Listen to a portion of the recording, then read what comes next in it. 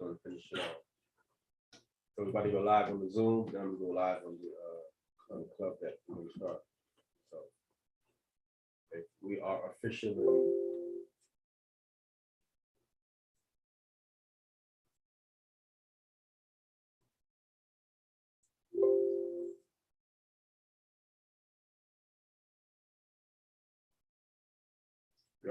live on the YouTube, right? It's about Shalom for those on the YouTube. Pagan date, it's 11/5/2022. Yeah, tomorrow daylight goes back. What? Yeah, it goes back on Sunday. Goes back tomorrow. Daylight savings. So I don't think they gonna get rid of that because they supposed to get rid of it next year or 2024. That's what they're saying, but this would be, I think, to be next year be the last. Next year is the last year? Yeah, last year they was doing that nonsense. What Trump got that taken out? No, they didn't talk about that. Daylight savings. Because Arizona, they don't have daylight savings. Nope. They don't. Their sun don't go around till like 8 o'clock. Stay the same way year round. Yeah. It's all that nonsense. All right, we're live on this club deck. So everything is on replay. All right, let's start.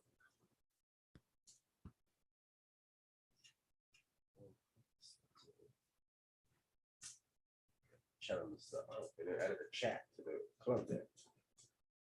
I have to leave it open. All right, so we're officially live on the club deck. Shabbat Shalom. We'll hear the replay on the club deck. Again, we're doing Genesis chapter 49. This is part 2. We did part 1, then came back and did a little bit. Now we're going to finish it off after Judah. But before we do that, I think Isaiah said you had a question, right? All right, so we'll start with another question. I'll wait till you finish with your thing. We're gonna get to your question. So while you're doing that again tomorrow, whoever want to come on the call tomorrow, then not send you the link.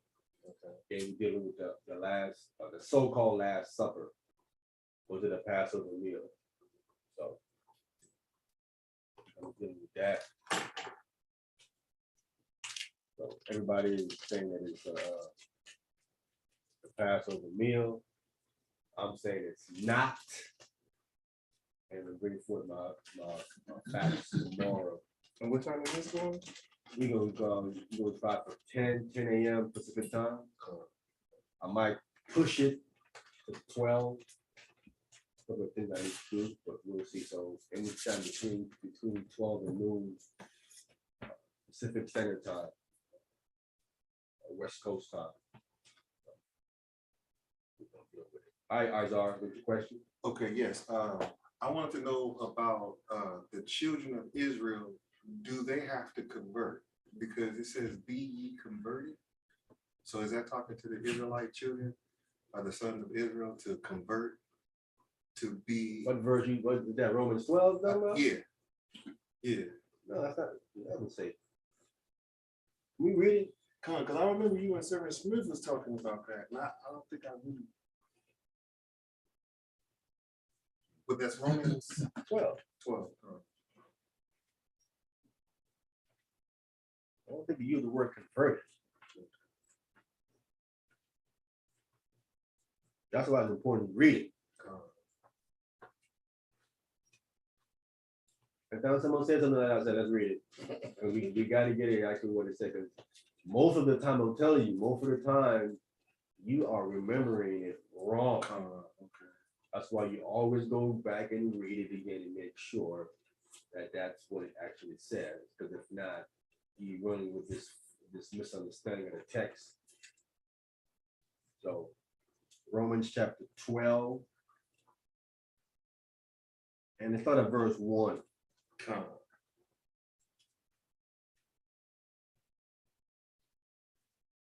Everybody there? Yeah. Real loud for the microphone so everyone can hear everything. So I want to make sure everything coming out. So everyone can hear it. All right, Romans chapter 12 from the top.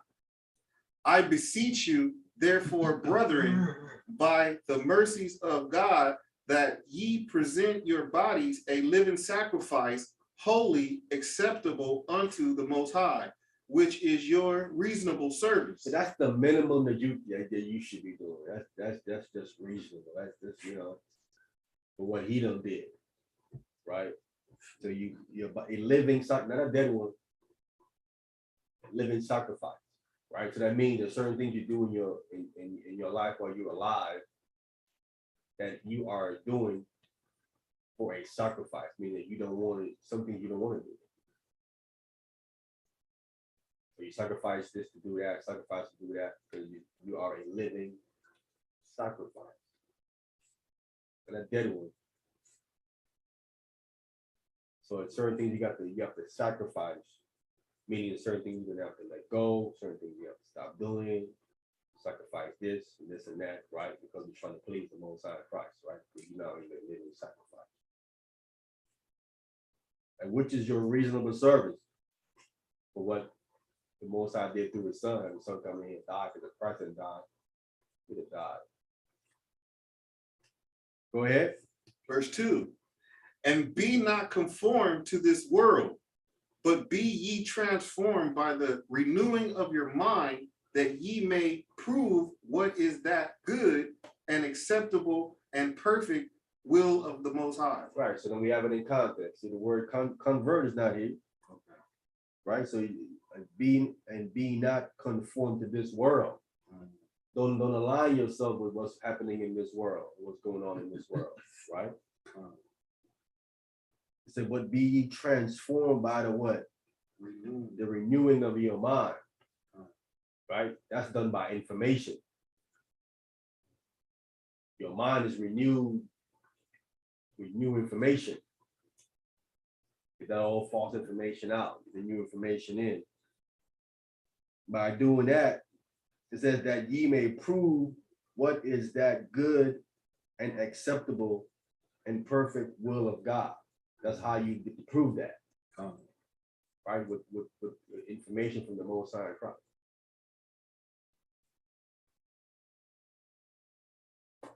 And that uses Bible. We were debating this guy, the elder told us, it said, just read the Bible. He kept saying it. Just read the Bible. We debating this guy, he said, listen. He kept saying, he said, listen, read the Bible. He said, get up there, read the Bible. That's what he said to do. Don't get fancy. Just read the Bible. That's all we did. Went up there, reading the Bible. And dude started crying. We all paused. We were looking like, this grown man crying. Swore was The Bible made him cry. Wow. We were just reading the Bible.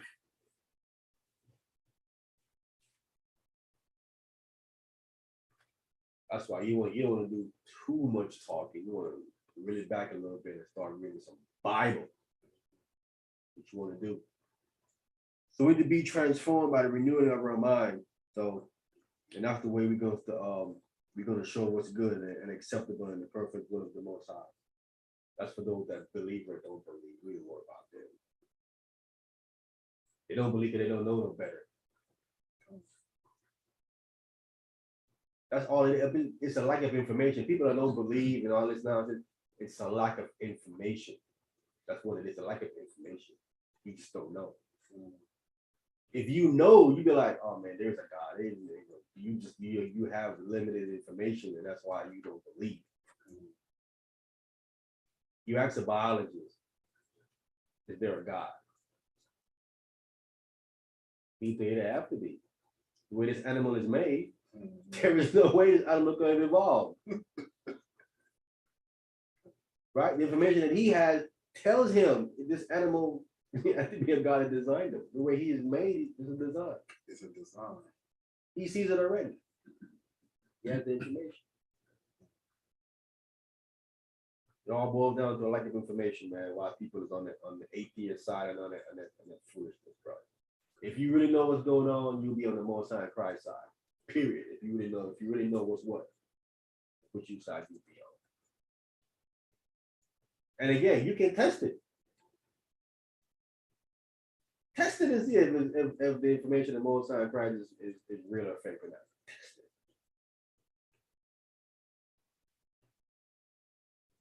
You don't believe? Test it. See if it's real or not.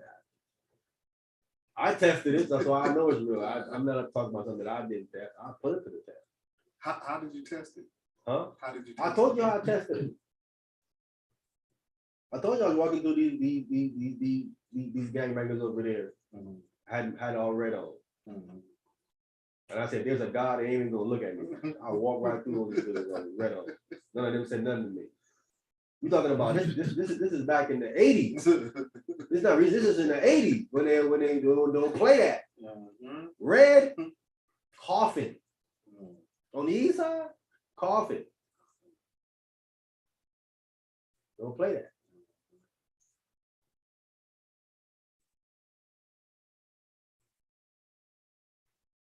Again, I mean, that's how I tested it. You could test it another way. You know what I'm saying? But the way I tested it, that was life threatening because if there wasn't a God, it would have been coffin for me. It's as simple as that. But you can, whatever test you think you want to test the Most High, you can test the Most High. But again, once you test the Most High, you have to now comply. Once he steps forward and show you that he's real, you gotta now be in compliance with him. Now you gotta do what he says to me. Now I don't show you I'm real. Now I need you to do what I tell you to do. You gotta respond back and then do what he tells you to do. Now you can't be rebellious. And the next time, then he ain't gonna be there for you. Then you'll find yourself dead. Well, there ain't no God. Well, I showed you I was, and now you don't want to listen. Again, you can find whatever test you want to test. Whatever you want to go ahead and see. Say God ain't real. Okay, let's see.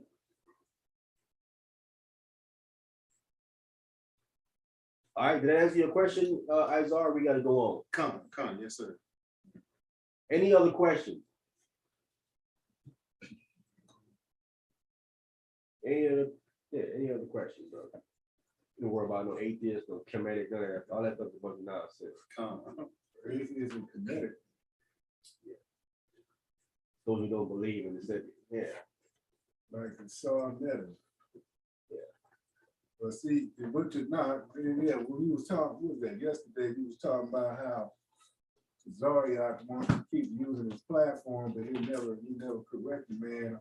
You know, tell him, man, stop talking about the book, About the Most High in Christ. about the Most High in Christ like that. You just keep talking about it. And I never said a word about kinetic and Egyptology and all that. Egyptology.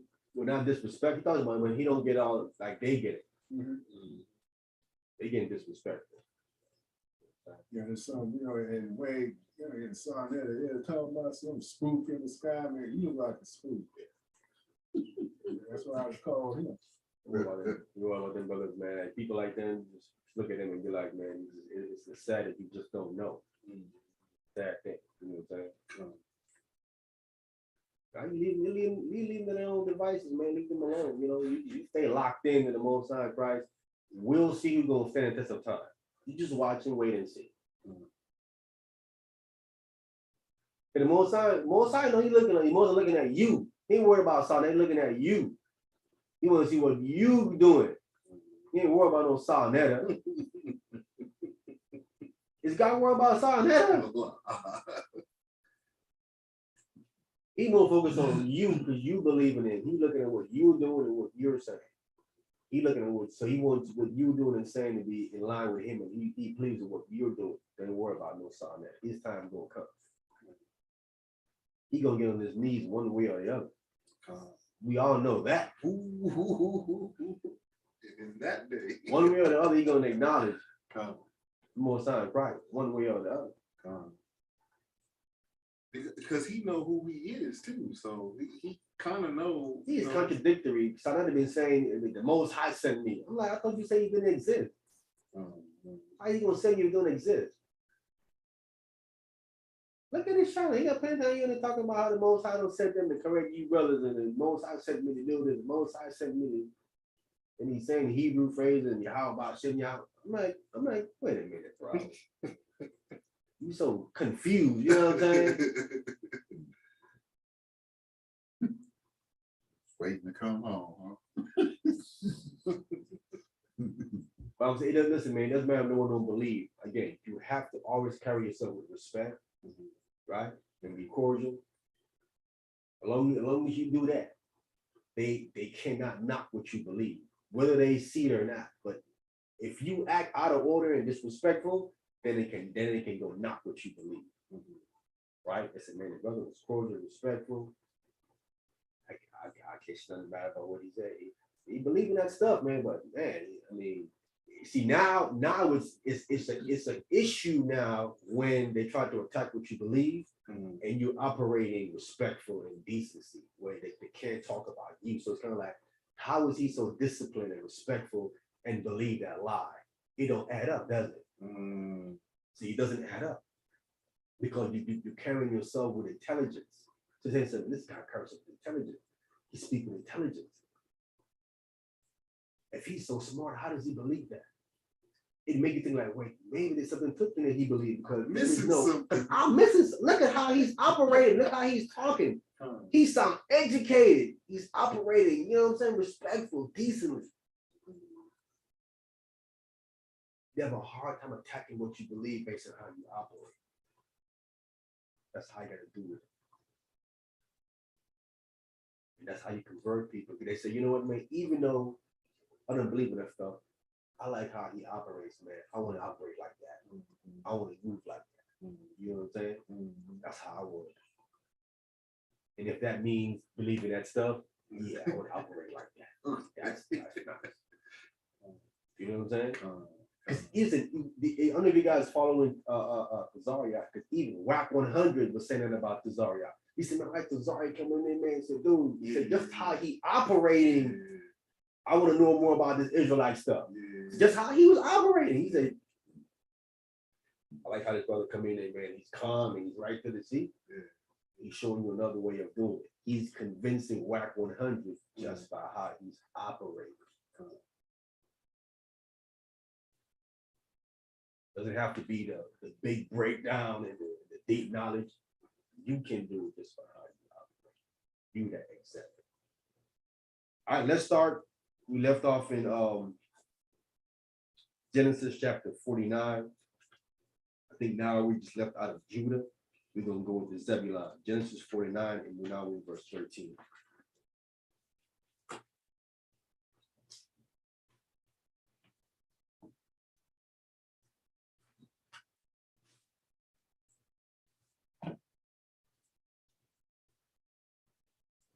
Yeah, get your apocrypha out. We're gonna be going into the apocrypha too.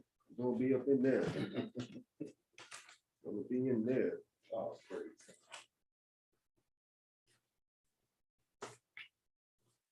We might be in the scripture, might be in Jasher too.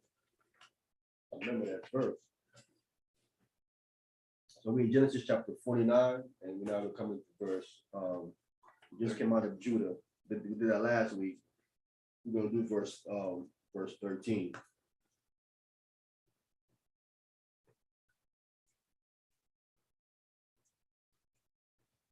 I'll take it. All right, go ahead. Genesis chapter 49 and verse 13. Zebulun shall dwell at the haven of the sea. Haven. Haven of the sea. And he shall be for an haven of ships, and his brother shall be unto Zidon. In its border. Oh, his border shall be unto Zidon. Right. That was his border going to be. Right. So he's going to be at a haven. Ship's going to pass through there. I don't know if we actually went through this last week, but we just do a quick recap if we need to be. We need to go through it. So He shall dwell in the haven as mean he's dwelling more by the sea, by the Mediterranean Sea is where his dwelling is going to be, and he shall be for haven of ships, meaning like a port where ships go through. It says, and his border shall be unto Zidon. So let's get his border in Joshua 19. Joshua chapter 19, we get verse 10 to 16. Let's try to get his border real quick. Try to get his border. Then we're gonna get his other prophecy about him from Moses in Deuteronomy 33 and 19. But let's get first Joshua chapter 19, and let's get verse 10. I don't know if we read this again. Let me see. Trying to get to the point. We're trying to skim through this. Joshua chapter 19. See, this is where knowing where his books are. If you find it real quick. You know what I'm saying? Quick on the sword. Quick on the sword. Right.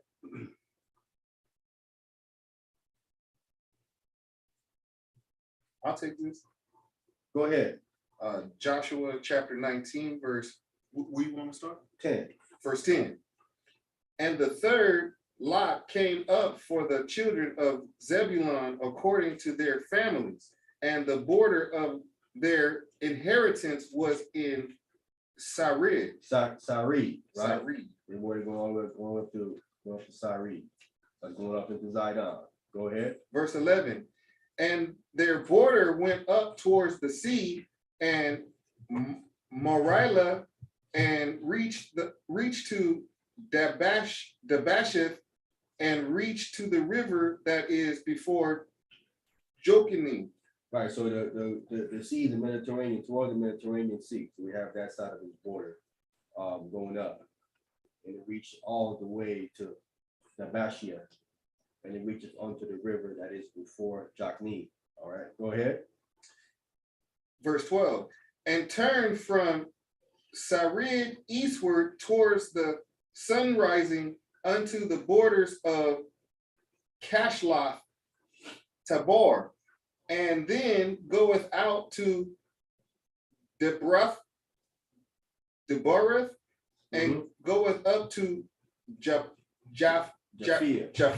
Yeah. So these are what those lands was named here. It's giving you his border.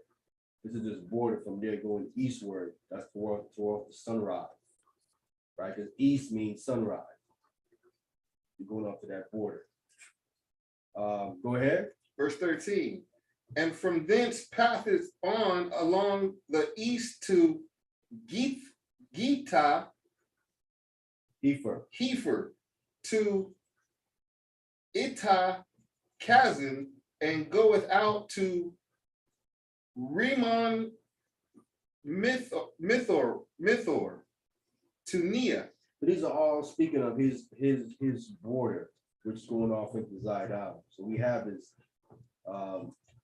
his western side border, and they go off into his eastern side border, and then coming up into his northern side border. So giving you his complete border. Right. Go ahead. Verse 14. And the border compasseth it on the north side to Hanathan, and the outgoing thereof are in the valley of Jephthah. Is that right? Okay. Verse 15. And Kata, the Nahala, all Shimron, and Idala, and Bethlehem, 12 cities with their villages. Right. So the reason why this verse is important, because you see there is a place in Zebulun known as Bethlehem. Yeah. That's why when it comes to the gospel specified Christ was born in Bethlehem of Judea, it says. It's letting you know this Bethlehem was in Judea. Because you have a Bethlehem that's where? In Zebulun. So you get it confused easy. You say Bethlehem, well, which Bethlehem you talking about? So we reading the gospel right there. Christ was born in Bethlehem of Judea. That's why it's specified like that. Okay. People just don't they don't do landmass and geography. They don't know why it's specifying that. Because there's two different Bethlehems. Is this spelled the same way as other Bethlehem? Yes. Okay, gotcha. Exact same one. That's why it's important. These are little nuances in the text people just read over and I don't pay attention to. These things are very important. You can definitely get some false doctrine if you don't understand. All right, go ahead. Verse 16, this is the inheritance of the children of Zebulun according to their families. The cities were their villages. Okay. So we have that's their border going all the way to Zidon. All right. Now we got to come to their blessing from Moses. Moses gave them a blessing too in Deuteronomy chapter 33. And let's get verse 19.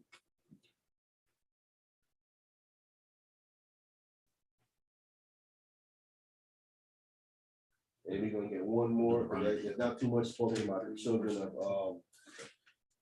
of Zebulun. So Deuteronomy chapter 33. We're gonna get verse 19.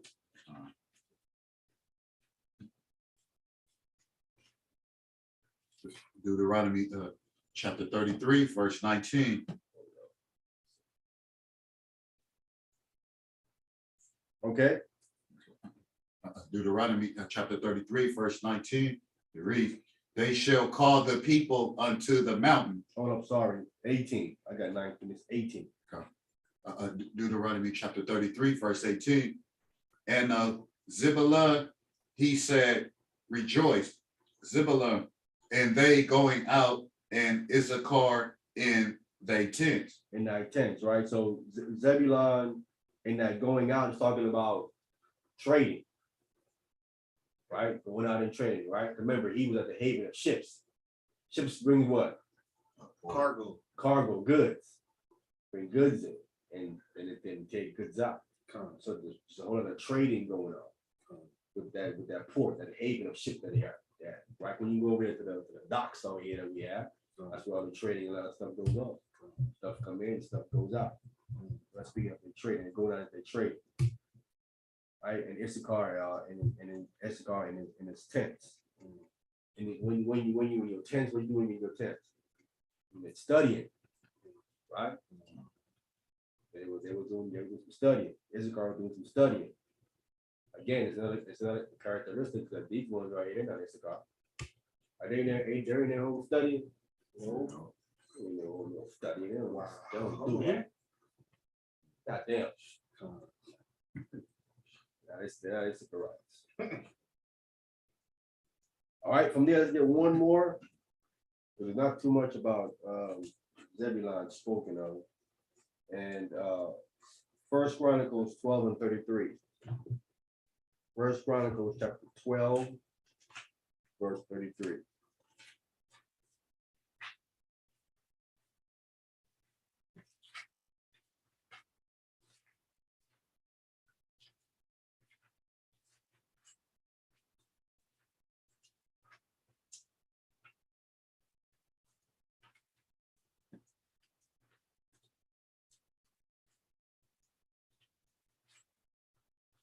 I'll take this one.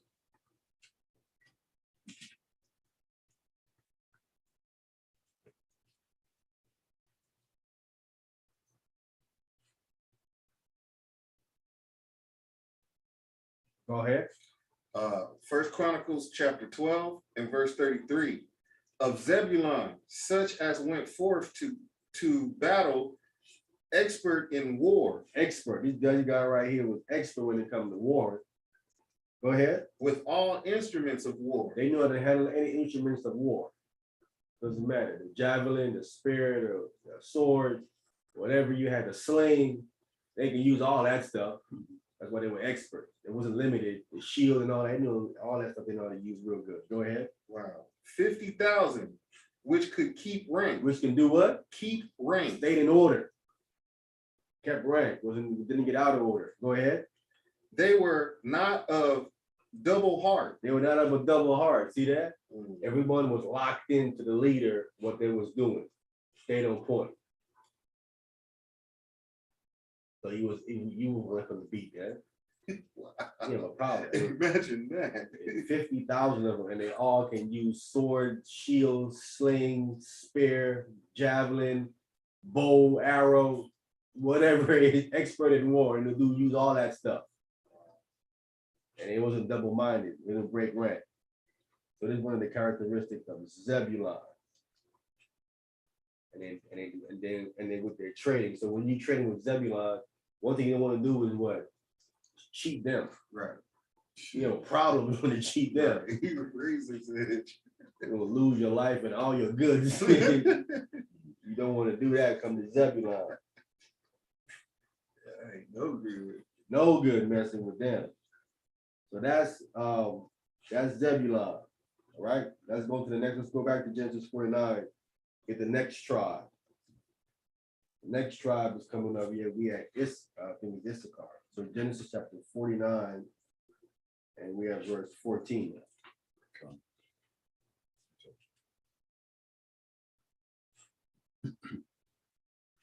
Genesis chapter 49, verse 14. Issachar is a strong as catching down, crouching down between two borders, burdens. Okay. And he saw that rest was good, and the land that it was pleasant, and bowed his shoulders to bear, and became a servant unto tribute. Right. Okay. So he's described as a this is another animal that's being used to describe one of the tribes. So this is a ass, a donkey crouching down between two birds. So let's get his landmass actually between, and you can see two birds between two mountains. Can we get Joshua, the 19th chapter? That's what chapter 19.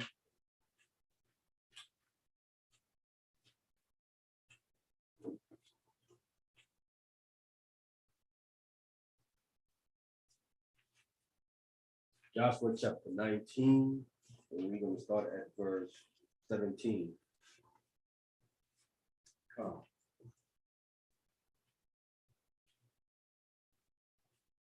Joshua chapter 19 and verse 17. And the fourth lot came out to Issachar for the children of Issachar according to their families. And their border was towards Zuriel and Chishuloth and Shinnim. Okay, so we have that. So and the border was towards that's Jezreel, Chisalau, and Shuni. Right. So Jezreel is in Mount Gilboa. Right. It was in Mount Gilboa. That's in the Jezreel Valley. So Mount Gilboa, that would be their first border or mountain or burden in between two big mountains. So the first one is Mount Gilboa. Right. This will be their second border in Mount Gilboa. Jezreel is in Mount Gilboa. All right, go ahead. Verse 19. And in Hephraim and Shaham and Anathreth Anara. Go ahead. Habith. And Habith and Rabith and Kishan and Abiz and Rameth and in Gamnon and in Hada and Beth Possessor. 22. and the coast reached to Tabor and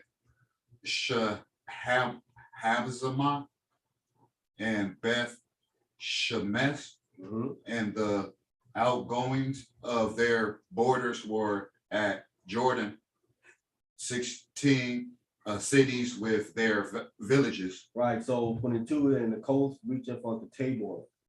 This is the other burden, the other mountain. This is Mount Tabor. Right, this is Mount Tabor. So we have that. This is Mount Tabor. Those are the two burdens, two mountains that they cross between two burdens, two mountains. So these two mountains right here. So he was asked, this land is situated between two mountains. Okay. And this mountain can be considered as two burdens, Tabor and Mount Gilboa. Right. And then let's get some more Issachar.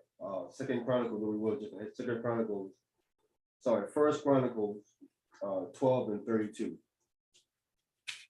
First Chronicles chapter 12, and let's get verse 32.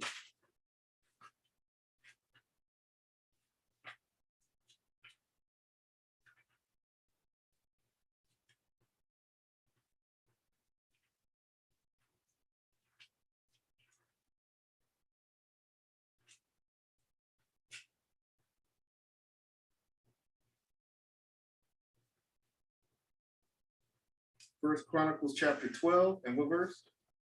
Verse 32. And verse 32.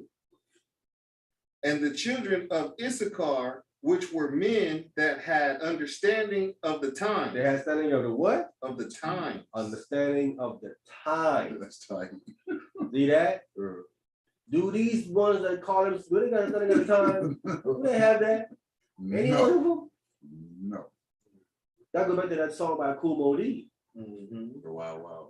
Do you know what time it is? Tell me, do you know? See, they had understanding of the time. See, they know what times we were living in and understood what needs to be done. Go ahead. To know what Israel ought to do. See, that's who we go to.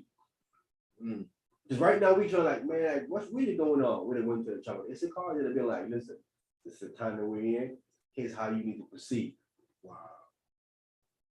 Understanding of the time is how they would proceed. How do you understand the time? By the stars. Remember, we said earlier, we read earlier, we're gonna read it again though. We just read it in Deuteronomy 33, so that Issachar stayed in the tents. We said, what they were doing in the tent? Studying. See that? I said, I knew anything at the time. They was in there studying. So he was gaining information. You think he was studying the stars too? Huh? You think he was studying the stars? All that goes to time. Time is to do with the sun, moon, and stars. Right? All those things, constellation and all that, they were studying. They had all this information. See, they was in their tent studying. So they knew the time, they knew how you need to operate. That's why I said that they was in their tents. They was in there studying. But wasn't a particular tribe that read the stars? I think it was Benjamin. I don't remember. It's a particular tribe. So he knew the map. Benjamin, that's the individual. But Issachar said he knew the times. But they knew how to read the sun, moon, and stars. What was going on, right? Because all those stuff, especially the constellation and stuff, they can tell you what's going on the earth. Issachar? Issachar says, right, Issachar. Do that not remind you of what is he? Aztec warrior, Aztec Indian, Aztec. That remind me as an Aztec. The stars. Yeah. No, the time like They were I'm so-called doing the black math people, not these people calling Mexican. They don't know about those times. They don't know nothing about that. They don't look at that stuff. That's not them. Issachar knew the times and what Israel ought to do. Go ahead. The heads of them were 200, and all their brethren were at their commandment. All their brethren was at their command. See that? All their brethren was at their command. Oh, so that means the other 12 tribes? This saying what the Hebrew says here, month, meaning that they were telling them how to operate in every month, right? The Hebrew word there for command, I don't know why it got a command, but the Hebrew word there is month, Oh, I'm glad you said that. right? Okay. The month is for what is commanded by it, right? The months and tell you different things how to operate. Okay. Meaning when to farm, when to reap, right? 'Cause it's different months you farm, different months you reap. Right? And different years you don't farm. The 7th year You said Shabbat. You Shabbat the whole year. You don't plant nothing. You can land rest. So Issachar was the one they would go to keep us in line with these different things. Right? When you want to go to war, you want to go get Zebulon, you're an expert in war, right? You get some Judites in your side. So all the tribe had their specialty that they did. This is what you did. So this don't fit these so-called Mexicans. They not doing Issacharites, man. You know, this don't fit them. They don't understand about no biblical month.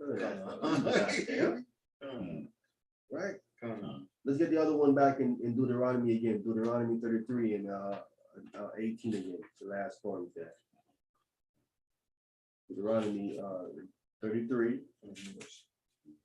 And let's get verse 18 again. It talks about Issachar. Deuteronomy chapter 33, verse 18. And of Zebulun, he said, rejoice, Zebulun, in thy going out, and Issachar in the tents. In thy tents. Thy tents. Studying. That's how he knew about the time and all that he was doing, the months and all that. He was up in there studying, man. That's what he was doing. Go ahead.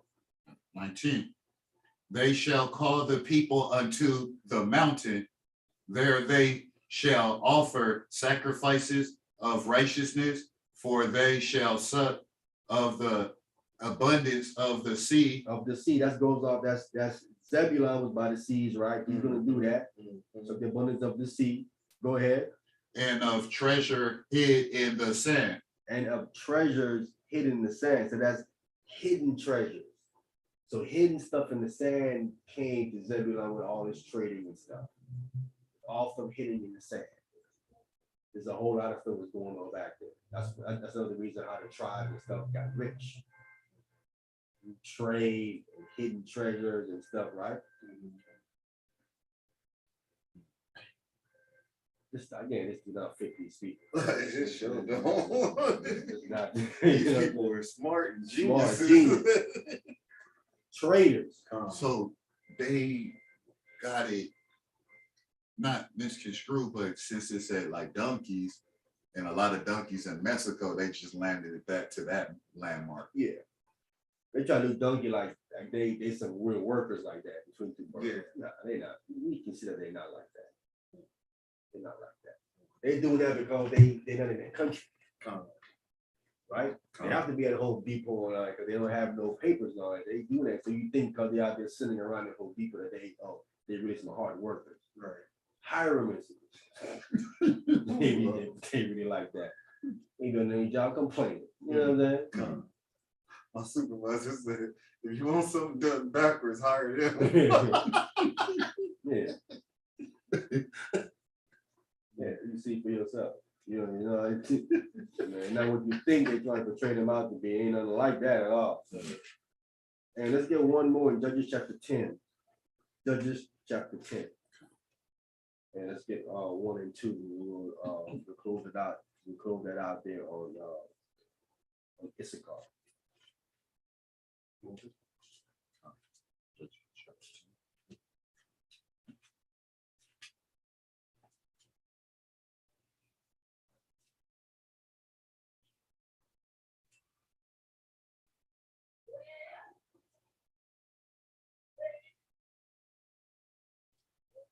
All right, who got that? I'll take it from the top. Cut. Okay. Judges chapter 10 from the top. Judges chapter 10. And after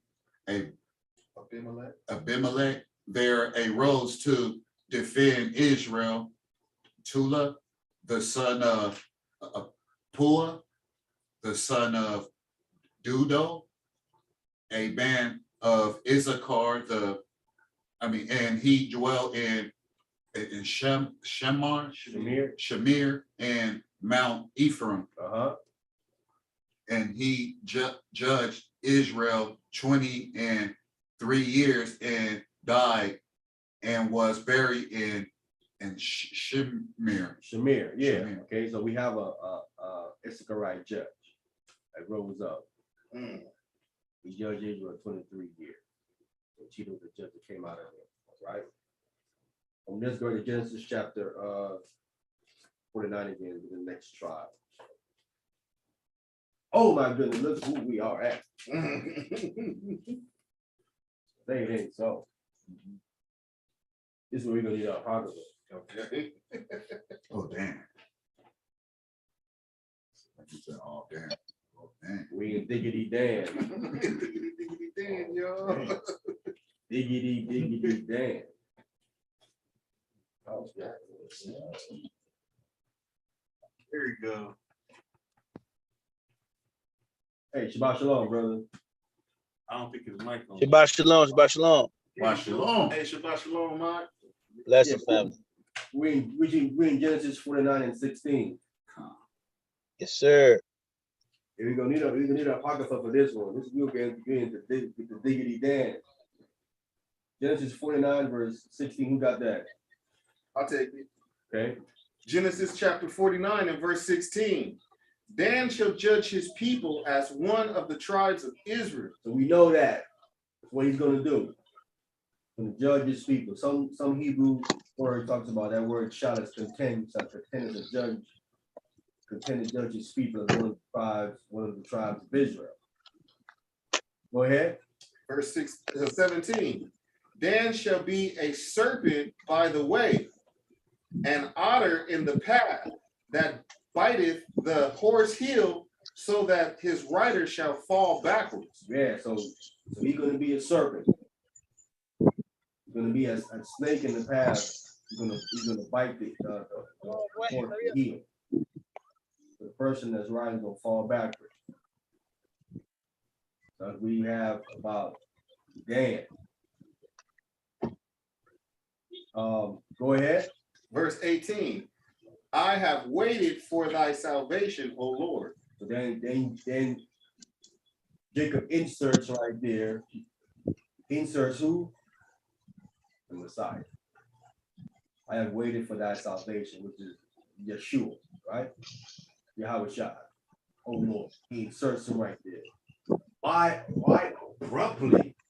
Why abruptly the Jacob now right after he talks about that, he inserts the Messiah right there. He's the Messiah. And we got to read about that and to find out why he inserts him there. Wow, that's hard to see unless you know that that's there. Yeah, he inserts him right there, Wow, right at the end. that He is talks Yahweh about Shai. that. Salvation is right there. Salvation is a Mashiach Yahweh Shai. That's good. So let's go on Dan. So let's get it. Okay. Let's get judges. Let's call that judges. I want to get the judge. Judges 13, verse 20, 24, and 25.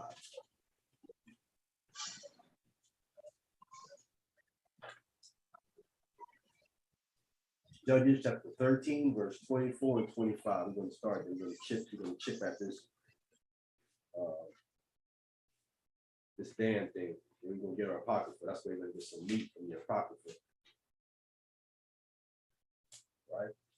So Judges, again, Judges chapter 13. Let's get verse 24 and 25.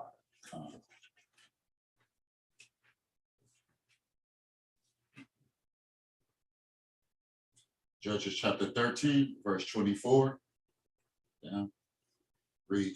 And the woman bare a son and called his name Samson, and the child grew, and the Lord blessed him. Go ahead. And the spirit of the Lord began to move him at times in the camp of Dan between Zerah and Izatol. Right. So he's a Danite Samson. He's one of the judge, right? It said that Dan shall judge Israel as one of the tribes of Israel, right?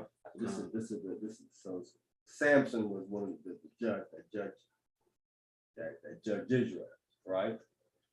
And we see that let's get the verse, Judges 15 and 20.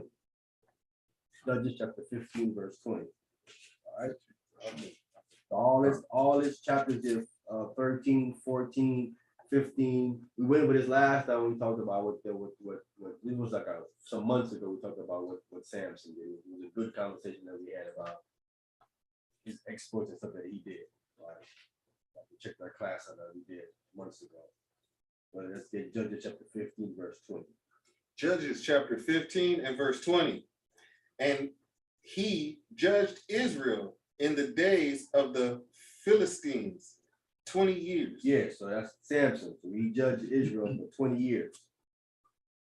So we have him as a judge, as Jacob said in Genesis chapter 49, verse 16.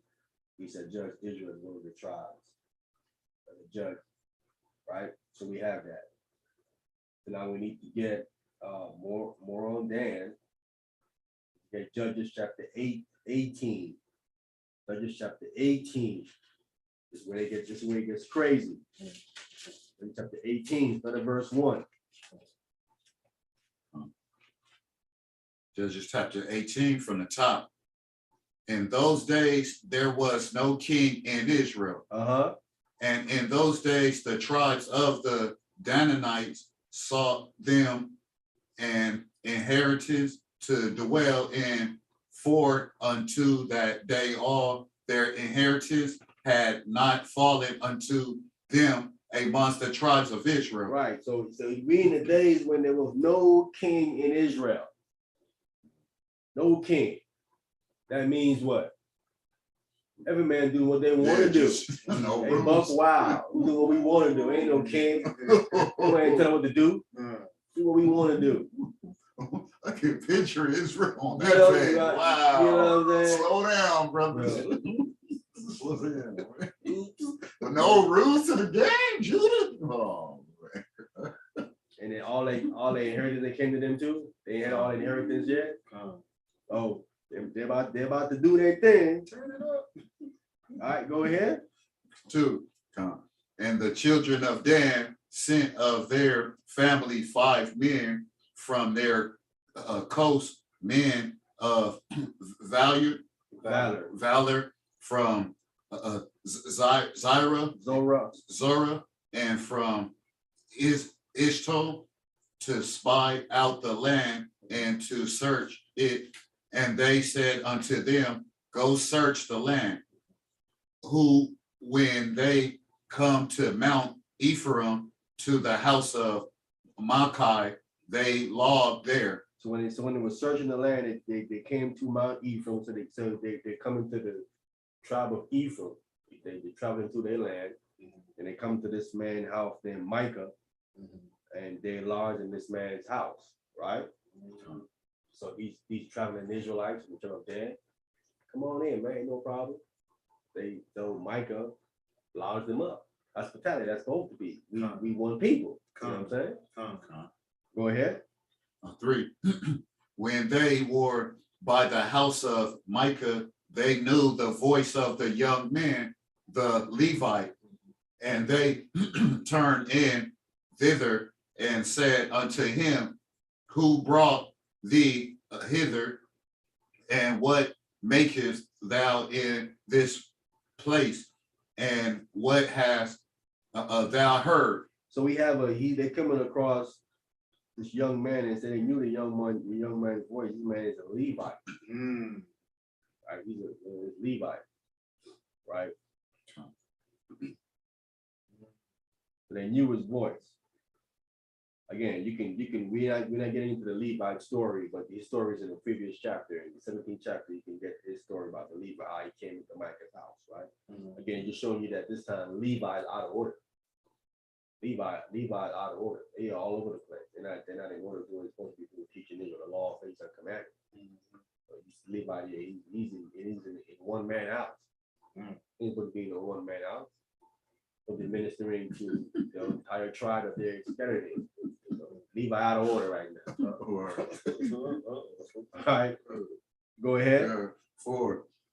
And he said unto them, thus and thus dwelleth Machi dealeth Machi with me, and have hired me, and I am his priest. He's a priest of one man. Is Levi supposed to be a priest in one man? What? He supposed to be preaching on one To man. the world, if you Levi can. out of order right now. Wow. Levi's got out of order. That's like a personal priest? Yeah, that's what he's saying. Go ahead. Okay.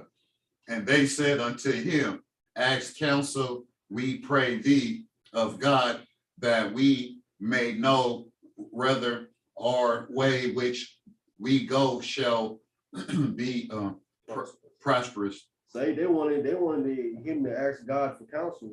Is it going to be good for them the way they're going to spot this line out? Go ahead. And the priest said unto them, go in peace, before the Lord is your way wherein ye go. Go ahead.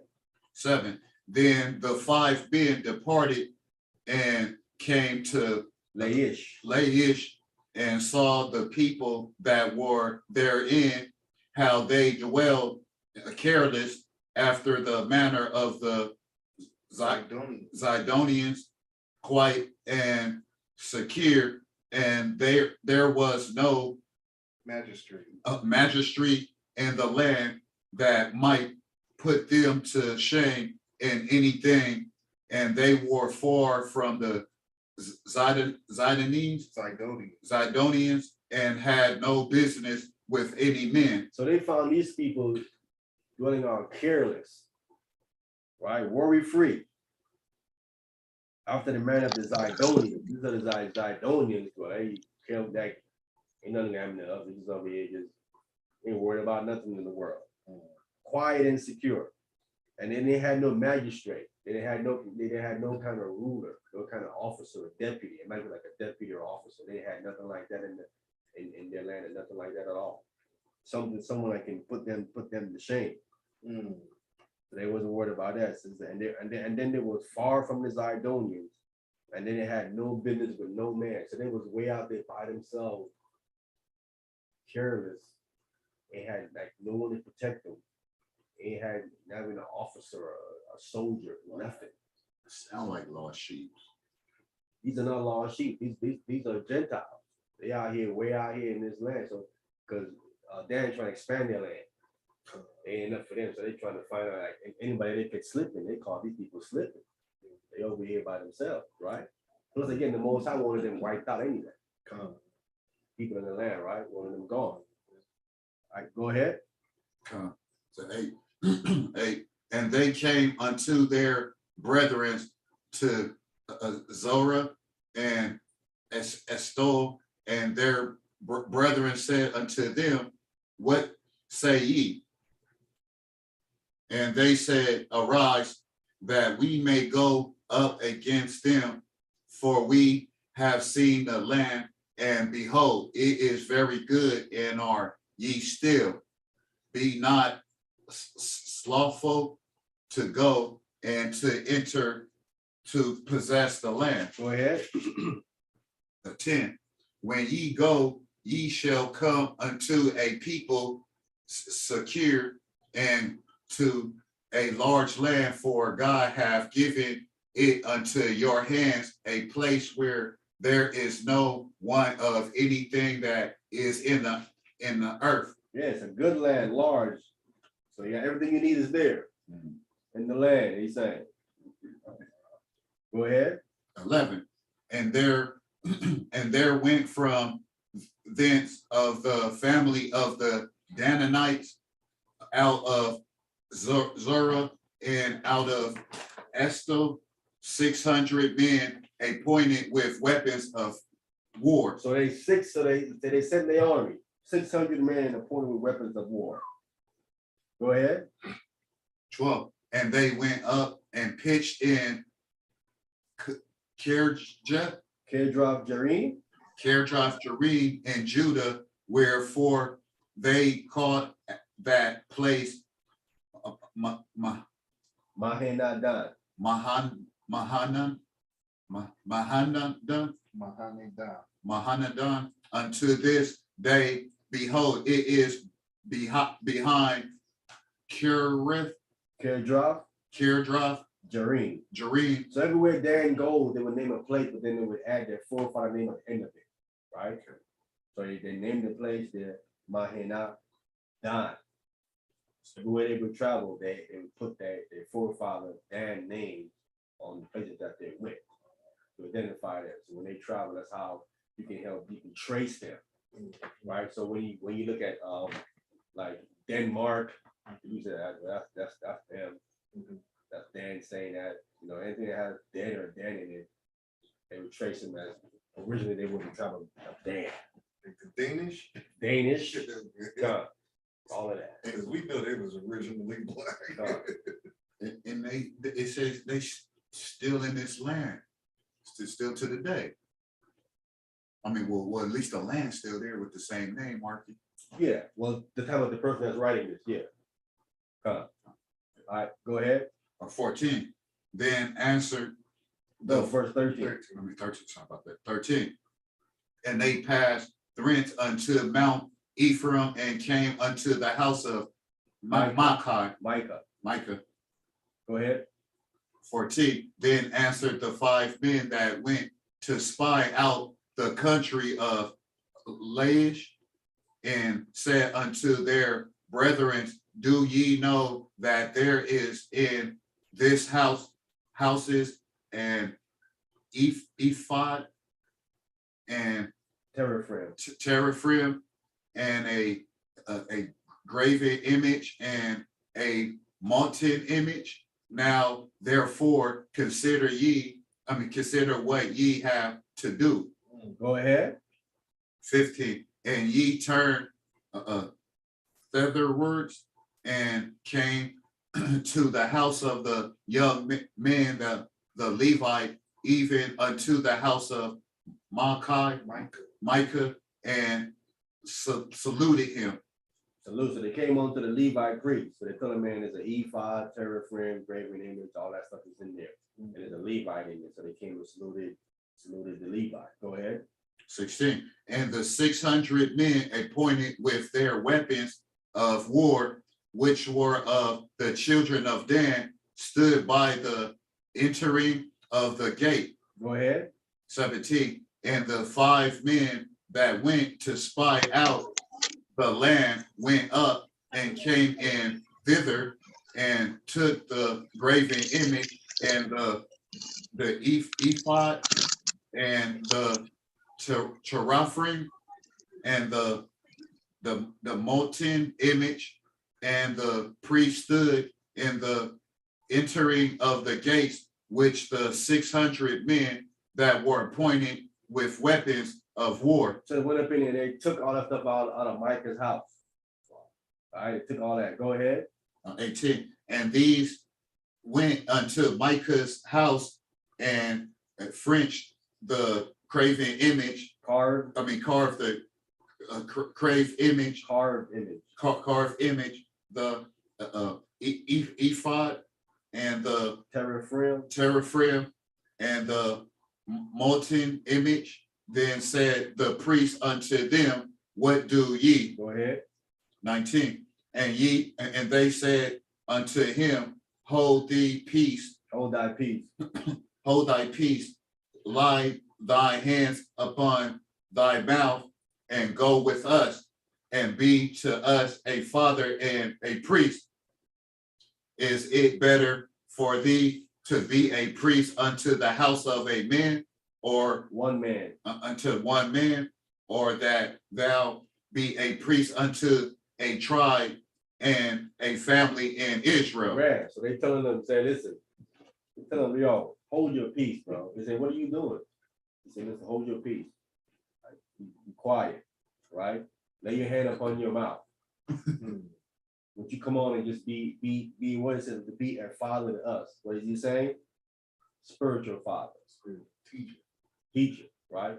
Be a spiritual father, teacher unto us, and a priest. Say, is it better for you to be a priest unto one man or to a entire tribe?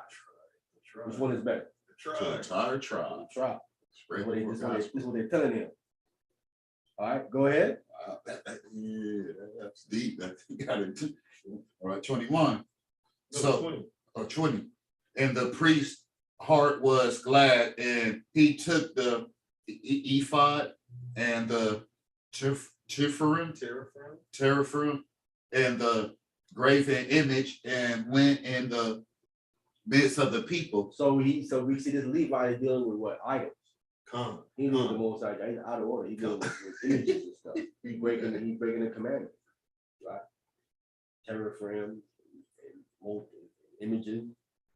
images and stuff like that, right? And he know these things. And he had this fake E5 that he have on there. This isn't the E5. It's not really. This isn't the E5 that we're thinking that man. Hey, I mean, did they have? Do you think the Levites had people to keep them accountable, like the priests? At this time, no. Man, Was Buck Water this time? He's supposed to be the one to bring it back to the Most High God. wow. He up there dealing with yes, sir. So were the Levites the judges too? God, Okay. yeah. They were responsible for teaching the law, statutes, and commandments to the tribe. That's why they were dispersed in the tribe. They was in everybody's house. Everybody's tribe, yeah. So when they saw you going off, they're supposed to be the first one to say, hey, the law says X, Y, Z, X, Y, Z. I must be doing it. But they Levi, he's out of order. Because a lot of us could be Levites and don't even know it. Yeah. You just naturally think Judah. No one know what tribe they're from, man. All right, go ahead, Tony. 21. So they turned and departed and put a little ones and the cattle and the carriages before them. And when they were a good way from the house of Micah, the men that were in the houses near to Micah's house were gathered together and overtook the children of Dan. So the people that was next to Micah house, they were there and they followed them and overtook the children of Dan. Go ahead. 23. And they cried unto the children of Dan, and they turned their faces and said to Micah, what Eliath thee that thou comest with such a company? What's going on with you, man? Bring all these people with you. Like, what's going on? Go ahead. And he said, ye have taken away my gods, which I made, and the priest, and ye are gone away, and what have I more? And what is this that ye say unto me, what alive thee? Yeah, so you think, what you mean? Like, what's my problem? You don't take away my priest, my images and all that stuff, and now you say, what's my problem? You don't stole my priest and my stuff, and I got the problem? No, you got the problem. What are you trying to tell them, right?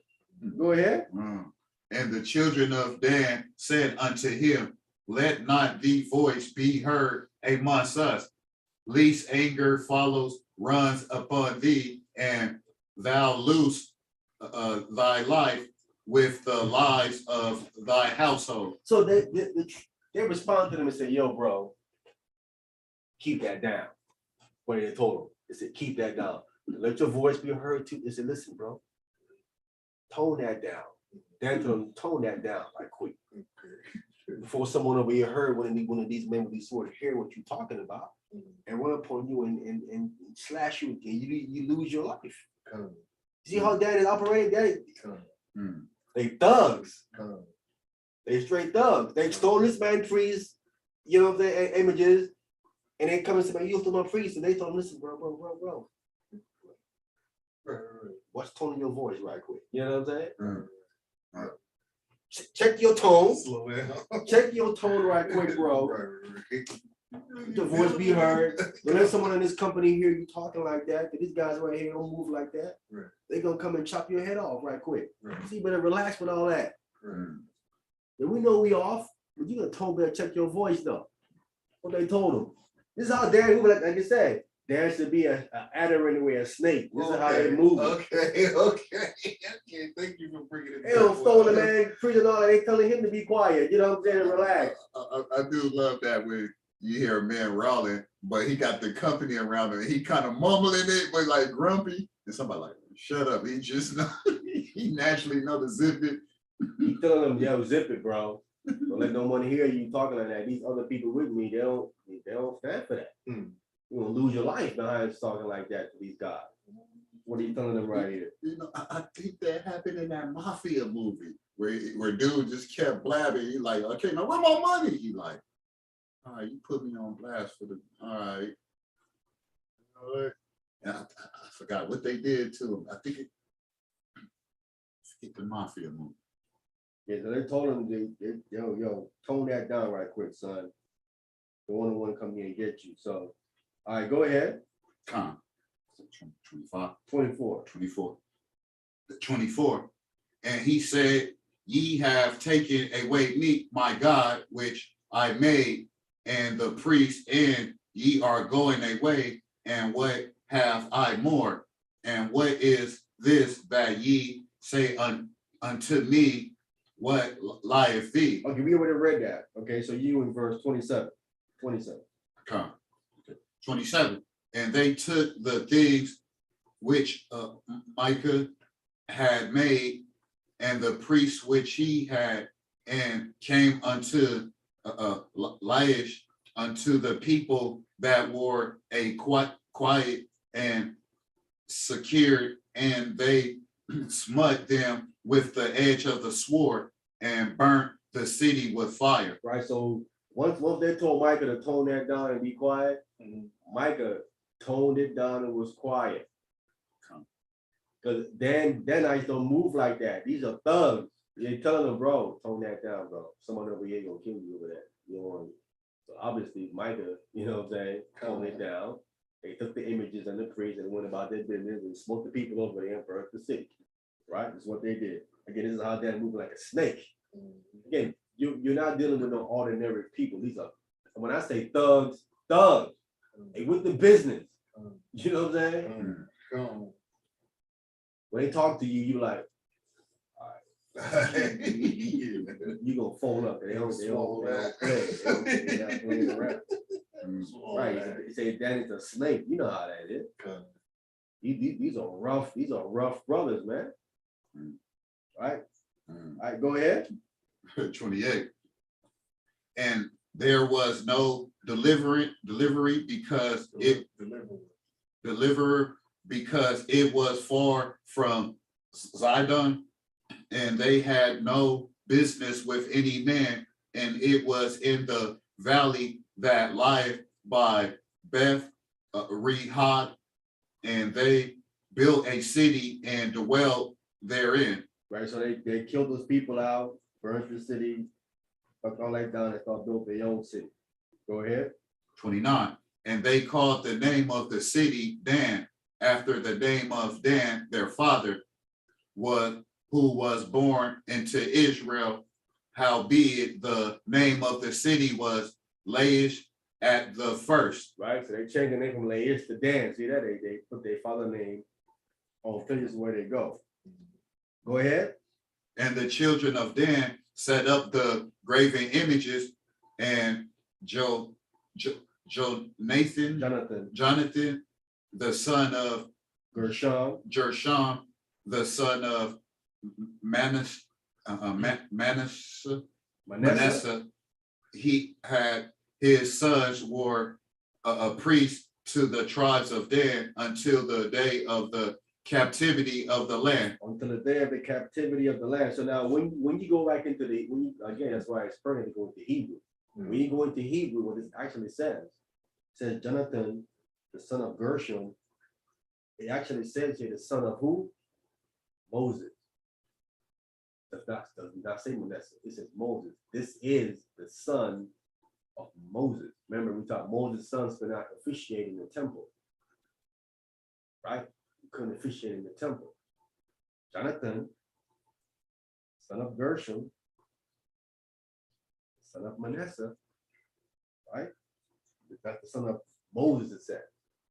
They changed it to Manasseh because they're trying to protect Moses, but the Hebrew says Moses, right? Because Manasseh never had a son named Gershom. But who did? Moses. Moses, one of Moses' sons was named Gershom. This is actually Moses' line. It says right here, right? and he was a priest of the tribe of Dan until the day of the captivity. See, his sons didn't officiate in the temple. They were priests to who? Danites. People who were dealing with graven images. They wasn't officiating. They weren't officiating in the temple. Okay. So they did work. Moses' sons did work, but they didn't just officiate. Right. It wasn't dealing with the tabernacle, the Shiloh, the tabernacle was that Shiloh. Right. Because they couldn't. Because they were full-blooded. Manders. It was priest to a tribe until the captivity of the land. This is when it actually fact check me. I know you thinking what I'm saying. Look it up.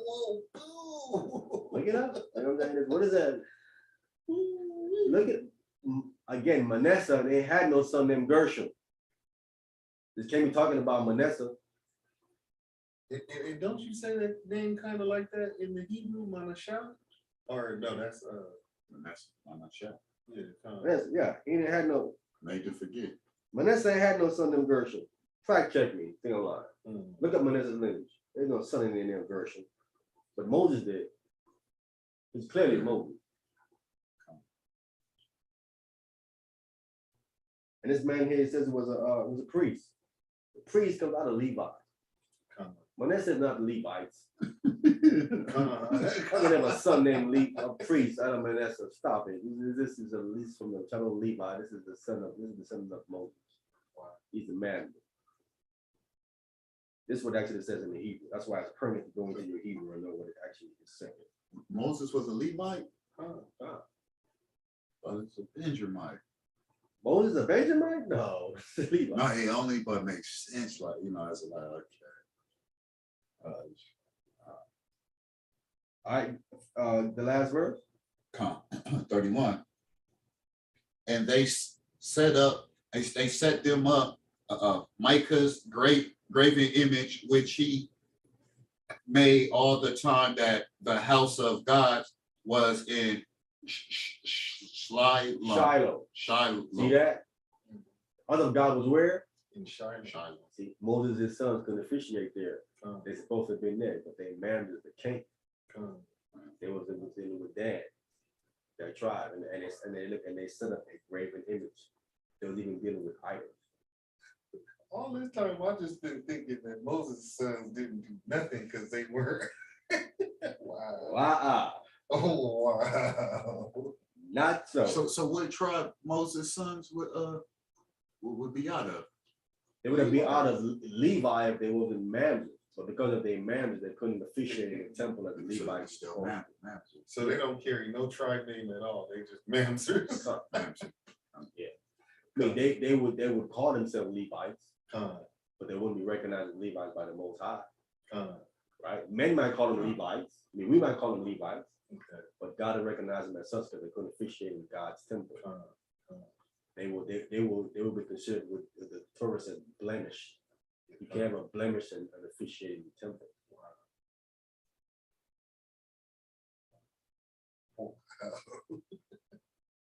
Wow. So we just getting started with Dan. Let's get Moses' prophecy on Dan, Deuteronomy 33. Deuteronomy 33, and let's get verse 22. So yeah, then we got a little bit of writing there of Moses' descendants right there. So Deuteronomy 33, and we're gonna get verse 22. Deuteronomy 33, verse 22. Deuteronomy chapter 33 and verse 22. And of Dan, he said, Dan is a lion's whelp. Dan is a what? A lion's whelp. A lion is a baby lion, right? We just read about it when I told that guy, hey, yo, bro, keep your voice down before someone kill you. That's how baby lions move. They're vicious. They ain't playing. He's a lion's whelp. Go ahead. He shall leap from Bashan. He shall leap from Bashan, right? Leap from Bashan meaning he's in a particular area and he's gonna jump from there and go somewhere else. Now we're gonna find out where he went. He shall leap from Bashan. So from Bashan, Dan left, right? The Danites left at a certain point and left that area of Israel that they were. Now we come to our what? Apocrypha. Where did Dan leap to? Let's find out where he leaped to. First Maccabees chapter 12. Let's get to First Maccabees chapter 12.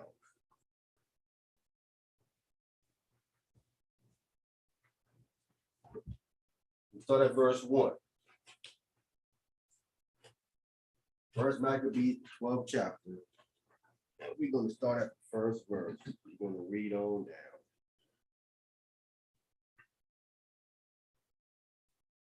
Call it one more time. First Maccabees chapter 12, starting at verse 1. I'll start this one off.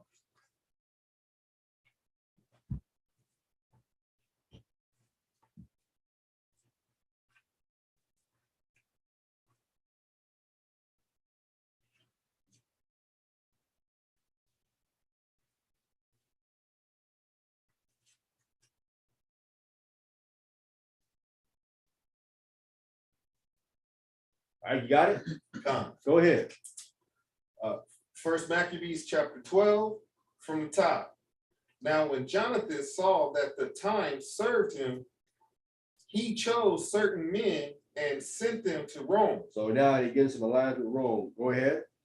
for to confirm and renew the friendship that they had with them. So they had friendship with Rome before, so they went back to renew the friendship. The Maccabees had a friendship with Rome, right? Go ahead. He sent letters to the Dominions and to other places for the same purpose. So they went unto Rome and entered into the Senate and said, Jonathan to the high priest and the people of the Jews sent us unto you, to the end ye should renew the friendship which ye had with them and lead, and as in former time. Right. So they came to the Senate. We know we have that today here in this country. They have a what? A Senate. This is the Roman stuff. Roman, Egyptian, Greeks, all mixed into one in North America here. Babylon, all that, all mixed up in here, right? Go ahead. Verse 4. Upon this, the Romans gave them letters unto the governors of every place, that they should bring them into the land of Judea peaceably. Right. So they gave them letters so they can return back peaceably home. Go ahead. Verse 5. And this is the copy of the letters which Jonathan wrote to the Lacedaemonians. To the Lacedaemonians. This is what the letter he wrote to them. Go ahead. Verse 6. Jonathan, the high priest, and the elder of the nation, and the priest, and the other people of the Jews, unto the Lacedaemonians, their brethren, send greetings. Go ahead. Verse 7. There were letters sent in the times past unto Onias, the high priest, from Darius, who reigned then among you, to signify that ye are our brethren, as the copy here underwritten doth specify. Right. So he's saying in the time of Onassis, right? In the time of Onassis, letters were sent to you. So Onassis, the high priest, right? This going back to the 4th century. So Onassis, the high priest, right? We read about him in Ecclesiasticus, in the Apocrypha, chapter 50, verse 1, talks about this man Onassis, right? Can we just quickly get that right quick? Ecclesiasticus chapter 50, verse 1. We're going to come right back here. Right here in the Apocrypha, we're going to go back a couple of books. We're going to go to Ecclesiasticus chapter 50, verse 1. Okay? Verse 1. So we have that Ecclesiasticus in the Apocrypha, chapter 50, verse 1. I got it. You looking for it? Yes, sir. No, yeah. All right, Go ahead. Who got it? I got it. Ecclesiasticus, chapter 50 and verse 1. Simon, the high priest, the son of Onassis, Simon, this high priest, he's the son of Onassis, the one we just talked about. Go ahead. who in his life repaired the house again, and in his days forfeited the temple. Fortify the temple, right? Fortified the temple. Right. So this Simon here, obviously, he would be then going off into the 3rd century, right? His father's in the 4th, right? He's coming down to the 3rd century, right? He was the high priest. He's also known as the Just. When you when you Google Simon the Just, this is who this is, right? And he also had another name too, Simon the Just. He's also called, guess what? Hashmon. He's called Hashmon, right? He's called Hashmon. Hashmon deals with who? The Maccabees. The Maccabees are known as the Hashmonean dynasty. They get the name from this man. They get the name from Simon the Just, right? Named Hashmon, right? This goes to the Hashmon dynasty. This is who the Maccabees get their name from. So I mean, the Maccabees' father, he's a descendant of this high priest. So the Maccabees were priests. People are trying to say the Maccabees were not. The Maccabees were Levites. They were Levites that come out of this man here. It started with Onassis back in the 4th century. Then his son, Simon the Just, who had a name Hashmon, who said they took their name, the Hashmonean dynasty, from the Maccabees, all right? Is where it comes from. But let's go back now to 1 Maccabees, chapter 12, and now we in verse 8. So we understand who Onassis is. Onassis is a high priest in the 4th century in Jerusalem. He's the ancestor of Simon the Just, right? He wouldn't have received the letters from the Lacedaemonians. The Lacedaemonians are who? Danites. They're the Spartans. That's who they are. This is who they are. Right? All right, go ahead. Verse 8. 1 Maccabees chapter 12, verse 8. At which time, how you say that? Onassis entreated the ambassador that was sent honorably and received the letters wherein declaration was made of the league and friendship. Go ahead. Therefore, we also, albeit we need none of these things, for that we have the holy books of scripture in our hands to comfort us. Then we have the what? The books of scripture in our hands. They have the scriptures in their hand, and it says it's to comfort them. See that? Right. This is what you comfort you in the time of slavery we're going through. We study, we meditate in here day and night in the holy books, the scriptures. This is what they call it, the holy books of the scripture. See, so you see, it says holy books is an S, but it calls all of it what? Scripture. The holy books of the what? Scripture. Singular, not scriptures. The whole thing is in a compound noun, scripture. Okay. And it's to comfort them. So we have that. Go ahead. Verse 10. Have nevertheless attempted to send unto you for the renewing of brotherhood and friendship, lest we should become strangers unto you altogether. For there is a long time past since ye sent unto us. So they want to renew that they brotherhood It's been a long time since they had correspondence. Go ahead. Verse 11.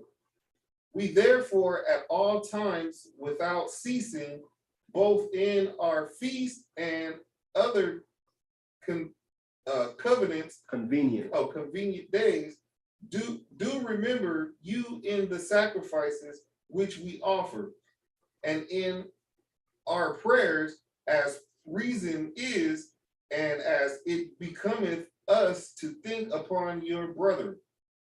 So in the feast days and then they offering, they're making prayer for these Lacedaemonians. Why would they do that if they're not what? Israelites. See that? We don't do that for the outsider. In our feast days and stuff like that. We always sacrifice for all 12 tribes. To do this for the Lacedaemonians. Go ahead.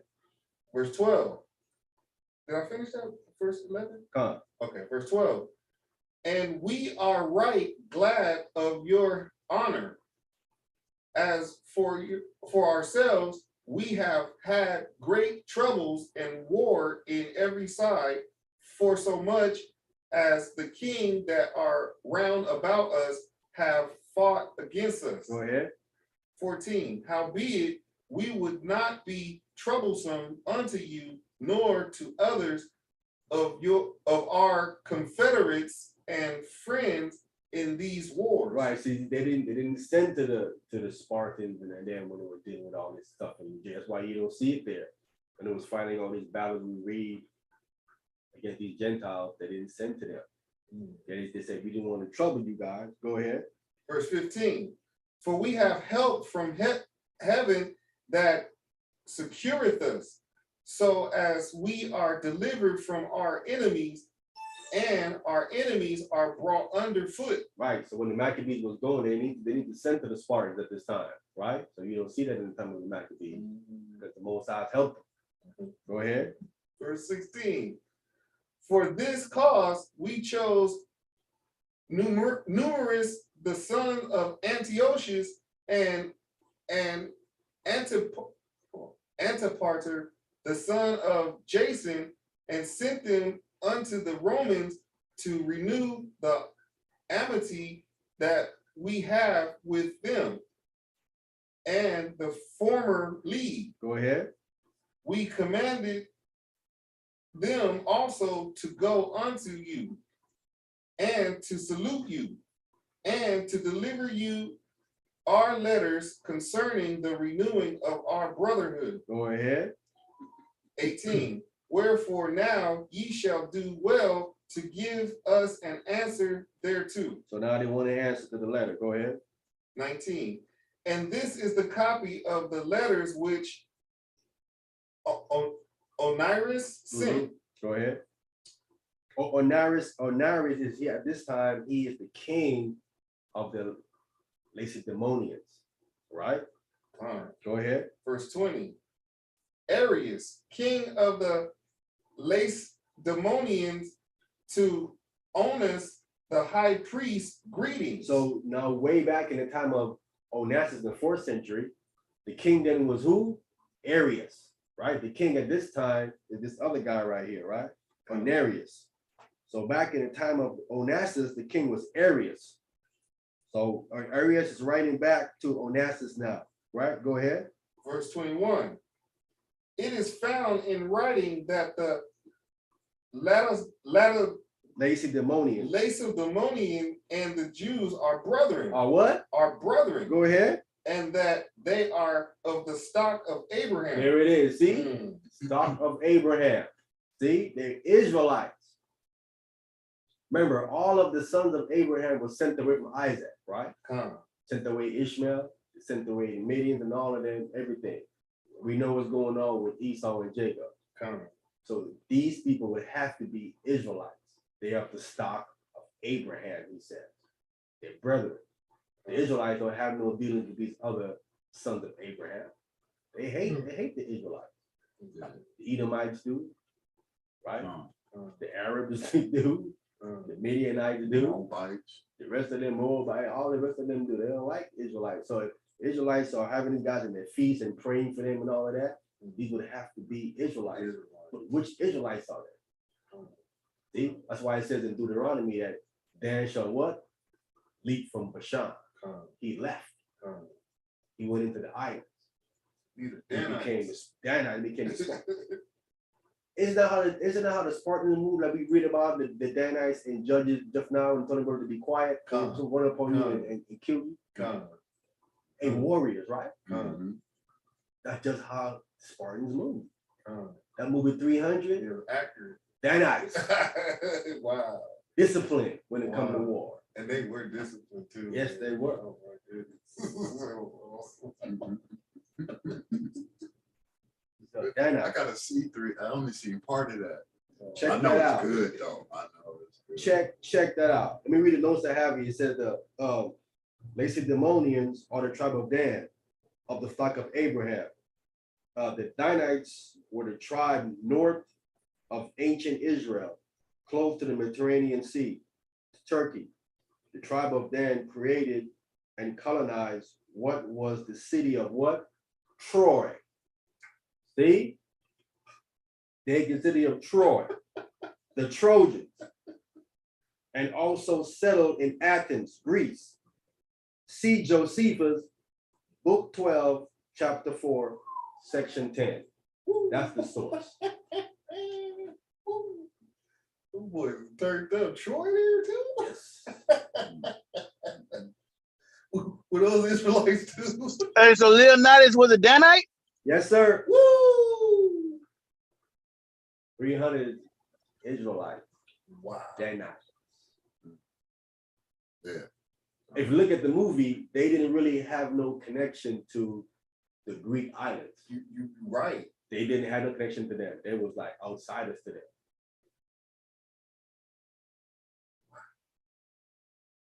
They were different. That's why what's that dude, who was the Persian came to them first.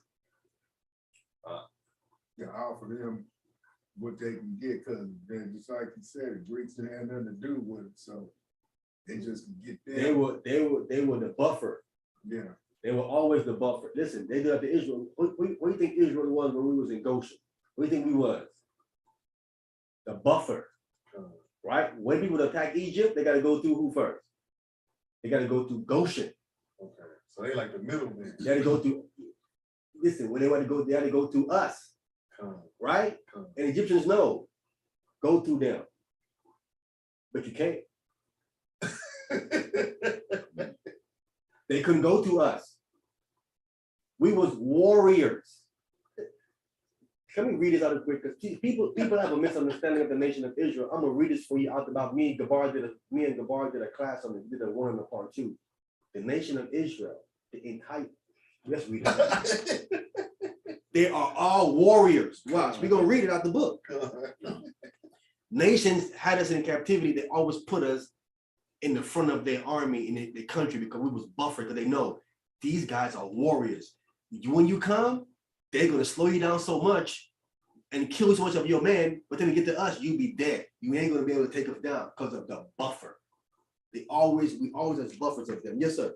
And I heard that even in the United States Army, they put the black man on the front line. Yes. Whoa. They know what is in the Bible. But they always did, even with the, what's that? When North and the South was fighting. The Confederate will against each other. But Confederate, but I think even a Buffalo Soldier, like all the Yes, they that put too. his front line. They know. They know. Can we get Exodus 12 right quick? I'll show you what is in. Front line soldier. Listen, we are not just a bunch of docile people. That's the warriors, bro. Genesis chapter 12, and let me get verse 37.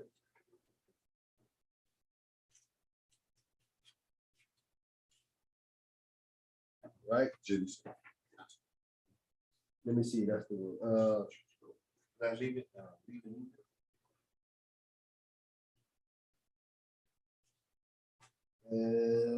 Hold up. Let me get the one where it says, Let me see. Hold up. Let me grab it.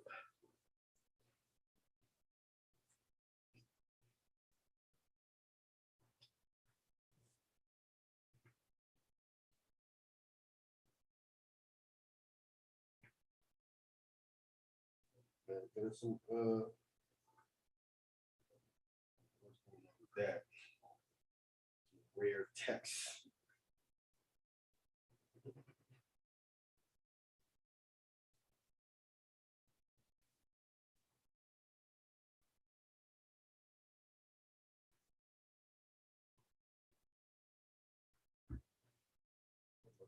All right.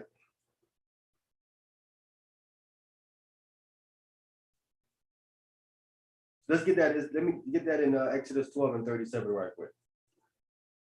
Who has that?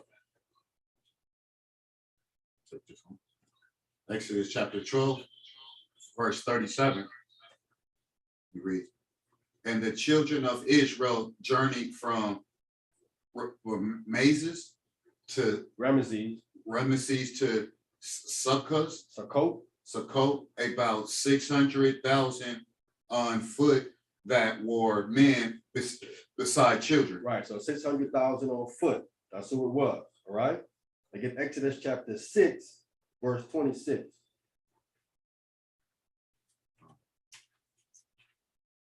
Wait, what's right here? Where is it? Where is it? No. Yeah, get Exodus chapter 6, verse 26. We'll get that. And we're gonna get the other one. Exodus chapter 6, verse 26.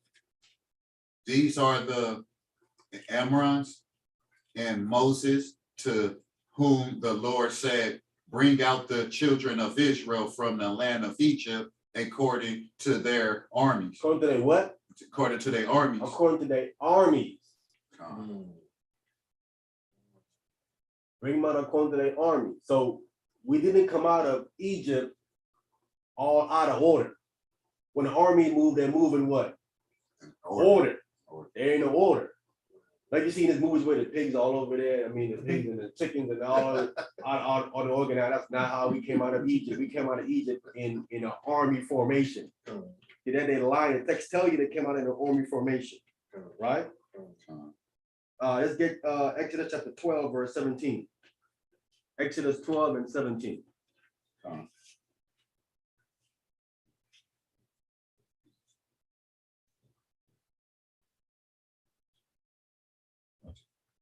Exodus chapter 12, verse 17. 17. And ye shall observe the feast of unleavened bread, for in this self-shame day have I brought your armies out of the land of Egypt. Brought your what? Armies out of the land of Egypt. He brought an army out of Egypt. Not just the people, armies. And with an S. With an S, come on. Armies. He brought out of Egypt. That's all I need to get. Jump down to verse 51. Exodus 12 and 51. Exodus chapter 12, verse 51. Uh-huh. And it came to pass the self-shame day that the Lord did bring the children of Israel out of the land of Egypt by their armies. By their armies. Here's again. We came out. It was an army that came out. Warriors. In order. Lost sheep's like that no more. Y'all in order. See, when God is with us, this is how we move as an army. When He's not with us, now we into the sheep mode. All over the place. Scattered all over. Scattered. Oh, what we doing? Don't have a shepherd. But when we have a shepherd, it's done for them other nations. Done, done, done. Now we in order. We an army. Now we moving like these Danites. We ain't playing. So that's how it was. That's all we always was, bro. By the armies. Nation of Israel. Okay, let's go back to what we was. We finished that in Maccabees. And I mean not Maccabees. Yeah, first Maccabees chapter 12. Read verse 21 again. Come. First Maccabees chapter 12, verse 21. It is found in writing that the demonians, the Jews are brethren, and that they are of the stock of Abraham. So we all just thought that I clearly show you that these people have to be Israelites. Lacedaemonians, they have to be Israelites if you all come out of Abraham, right? Again, because the other sons of Abraham were sent away from Isaac, right? And Isaac only had 2 sons, and he was separated from Esau. These people here would have, so if we make a league with them and we having the sacrifice and offering, they would have to be Israelites. So the Israelites, we know that left the land was Dan. Text says he leave from Bashan. Deuteronomy 33 and 22 says that. All right.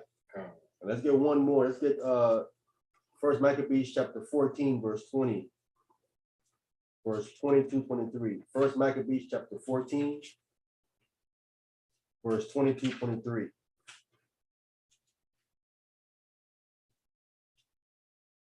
First Maccabees chapter 14, verse 22. Verse 20 Oh, verse 20. to 23. Okay. Yeah. I thought you said 22 to 23. Okay. Okay. First Maccabees chapter 14, verse 20. And this is the copy of the letters that the Lacedaemonians sent, the rulers of the Lacedaemonians with the city unto Simon, the high priest, and the elders and priests and residue of the people of the Jews, our brethren, send greetings. Go ahead. Verse 21. The ambassadors that were sent unto our people certified us of your glory and honor, wherefore we were glad of their coming. Verse 22. And did register the things that they spake in the council of the people in this manner. Numinus, son of Antiochus, and Antipater, son of Jason, the Jews' ambassadors, came unto us and renewed their friendship they had with us. Go ahead. Verse 23. And it pleased the people to entertain the men honorably and to put the copy of their embassage in public record. They put it where? In public record. Public record. See that? Again, listen. Esau have this record and stuff. The historians have this that they Israelites. See, they put it here in public record. I mean, what? Everyone knew this in Sparta, that they Israelites. And this agreement here we reading about was in their public records. Of course, Esau found all this stuff. He's not letting us know. Go ahead. To the end, the people of the Lacedaemonians might have a memorial thereof. A what? A memorial. Has occurred. Has occurred. See that? Something to remember by speaking. By speaking. So they were still speaking about how they're Israelites and their brothers was over there in Judea. Go ahead. Thereof, furthermore, we have written a copy thereof unto Simon, the high priest. Here we have it. That's all we need. See? And there was a copy in Jerusalem. And that's how Josephus came across the information, because there was a copy of it there. Again, Josephus talks about this in his writing, and I gave you the source, Josephus, book 12, chapter 4, section 10. He talks about this. He has the records. All right. So those are the Danites. Now let's go back so we have that information. So we see clearly what, even though Dan had leaked Bashan and left, we always knew where our brothers were. This lost tribe thing is a myth. They were never lost. We knew where they were. We always knew where our brothers were that were dispersed abroad. They wasn't lost to us. Right? Remember, Christ sent his disciples to the lost sheep of Israel. I can send them if they were lost. He wouldn't know where they were. Christ knew where they were. He sent them to, because we all knew where they were. He sent them to them.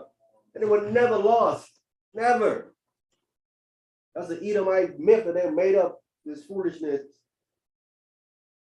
They were never lost. Wow.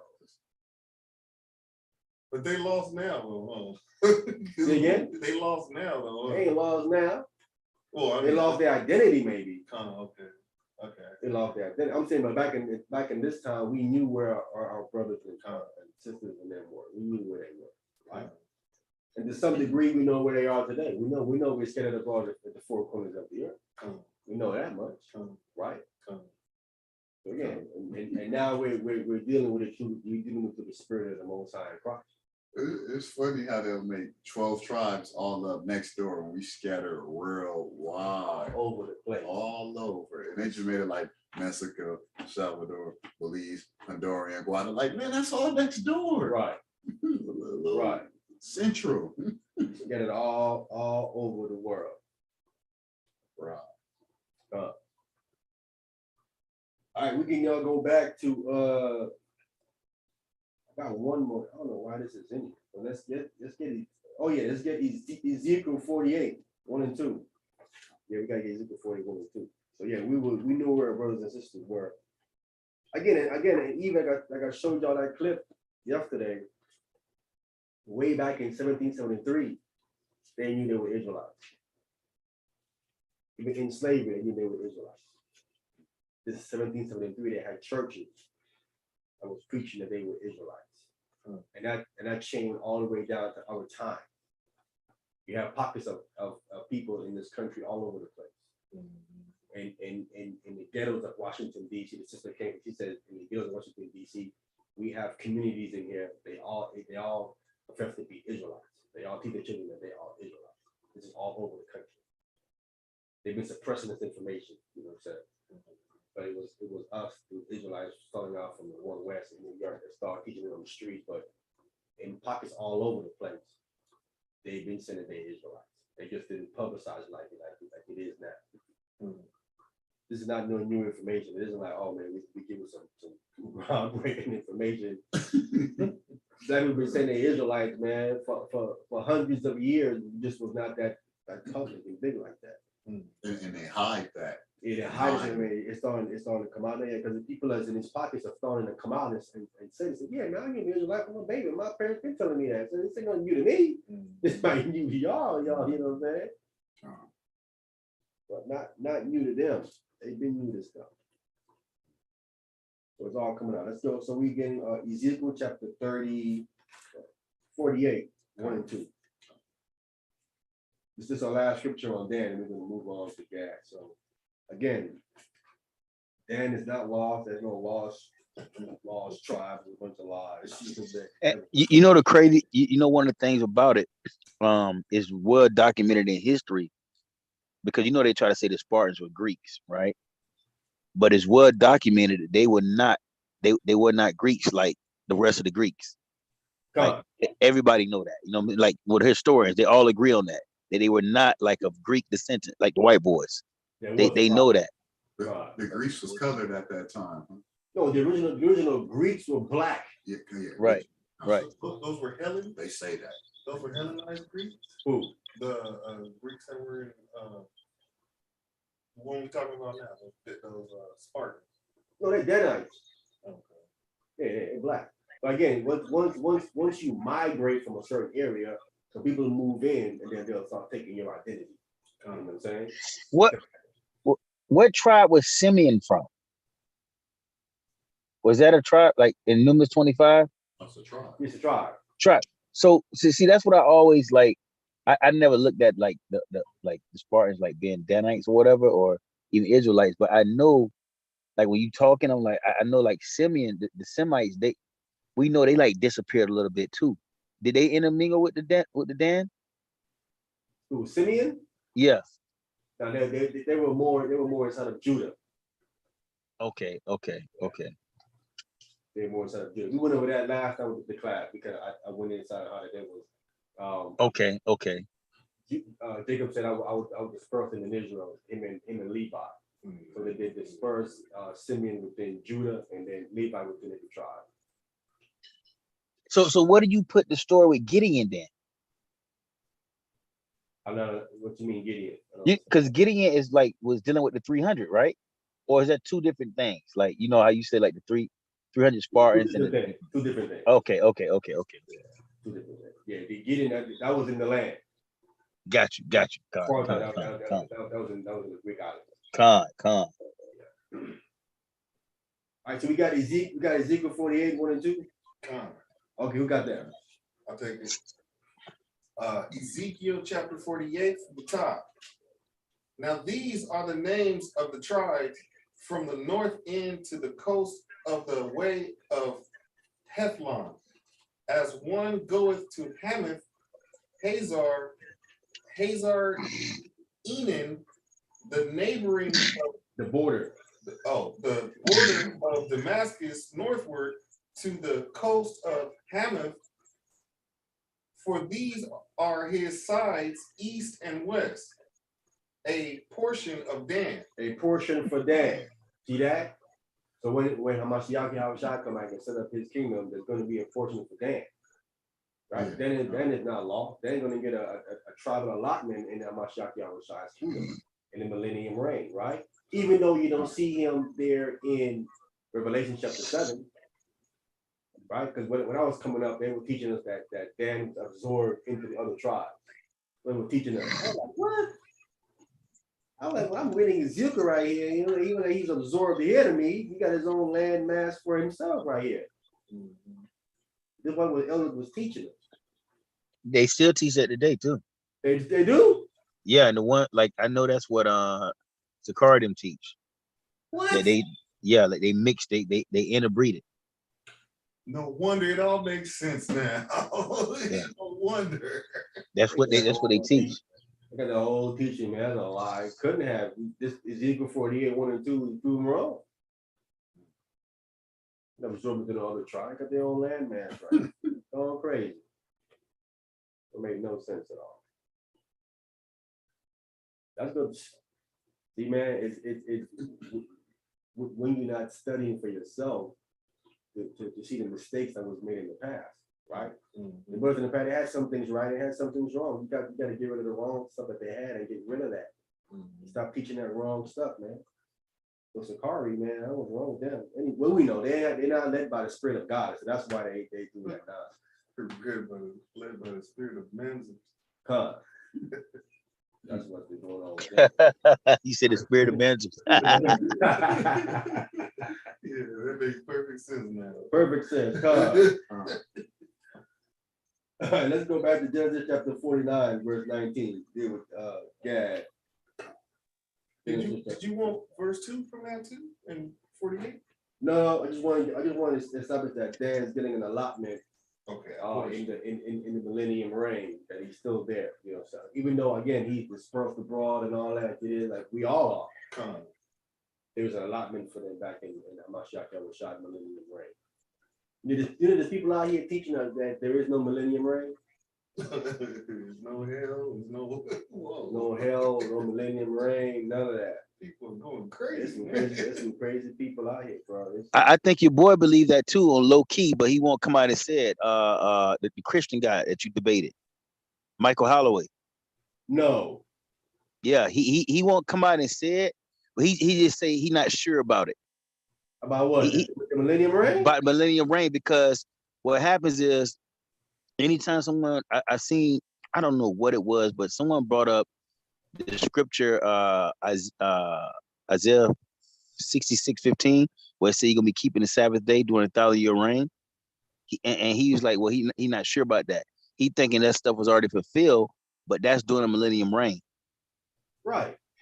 Yeah. So he if you I can't I'm gonna try to find a video, but that when someone asked him that question, and he think like a Peter, you know, like what a Peterist is. Yeah. You ever heard of? Yeah. Like them, they believe that the millennium reign is already done. There's no millennium reign. All that stuff been fulfilled. Because if you believe in the millennium reign, you have to admit that everybody gonna keep the Sabbath day and the feast days. But these guys like Mount Holloway, they go around it by saying they're not sure or it already was fulfilled. Yeah, my crazy. Satan You is know what he's defeated. talking about. I ain't gonna believe it. It's right there in Revelation. Right. He said he shall rule for 1,000 years. It's just plain in black and white what it says. Anyway.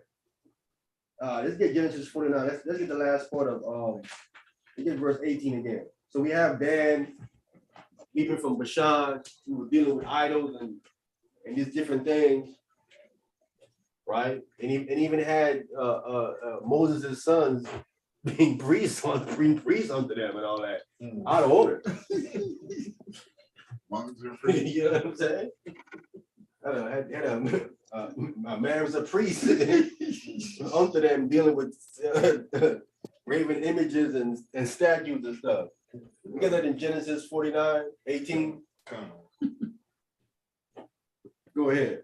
I have waited for thy salvation, O Lord. So Jacob insert, I think talks about Dan going crazy. Why does he insert Hamashiach Yahushua right there?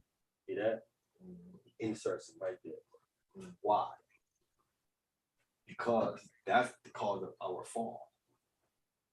We fell as a nation starting where? That golden calf. It's idol worship. Dan is into what? Idol worship. Is the motive. See? And graven image. So when he started with Dan, right there he said, Lord, we need Christ. Right here, he's like, if I see how Dan moving, send Christ. Send a Mashiach Yahushua. Jacob inserts him right there. Because he see, this is our downfall, is us idol worshiping. See? And it's calling Dan a serpent. That's how we work. Idol worshiping, being a serpent, being rebellious, being stiff-necked. So when that happens, when you're that way, who do you need? You need Yahushua. He's your salvation. You need Yahushua. Right? If you don't believe I'm he, you're gonna die in your sins, Christ said. Every time you do the idol worshiping, you need Hamashiach Yahushua. And so Jacob, because I'm reading, I'm like, why would he insert him right here at this point? I'm like, it's the idol worship. Yes, sir. So you would think from how this is going that Dan would have lost his blessings, but Yahushua said no, he's gonna be brought back. So that's the mercy. That's why he brought him up. Wow. To help Dan get back. That's beautiful right there. Good bring out. Nice. Nice. Mercy and grace right there. Huh? Mercy and grace. Well, because that was he'd have been done if he insert Christ in there. He'd have been done. Because he's not 144,000. See, he'd been done. See that? Mashiach said, okay, 944, I'm gonna have a little spot for you though. All right now. Yo, you know, I was doing a lesson on idol worship, right? Idolatry. And what I discovered is that idol worship is always tied to the economy, right? Like when you deal with like Baal, it's tied to like the rain, like different things. They weren't just praying to idols, they were praying to these idols because they thought it would produce like food and rain and stuff like that, right? So what I was thinking about is that it's just like y'all was like y'all was trying to tell them like, look, don't our nation was worshiping these things because they thought it can produce life for them, like water, food, whatever it is, right? So we get tied up in that type of stuff, not knowing we only need God. You know what I'm saying? But in our mind, it's the same thing today. You get caught up in idol worship, but we don't know it's idol worshiping because it's tied to like your job. You'll start worshiping your job and say, look, I'm gonna keep this, like I'm not gonna keep the Sabbath day, I'm gonna go to my job. Because it's tied to the economy. You know what I'm saying? Like, I don't want to be jumping my words, but I just did a research and what I discovered is that every time I looked in the Bible and they were doing idol worshiping, those idols was tied to some type of God that produced either some type of food or some type of rain or something that would produce like something that controlled the economy. You know what I mean? They just weren't worshiping idols. They was using these things because they thought dealing with other nations, it would give them like stability in life.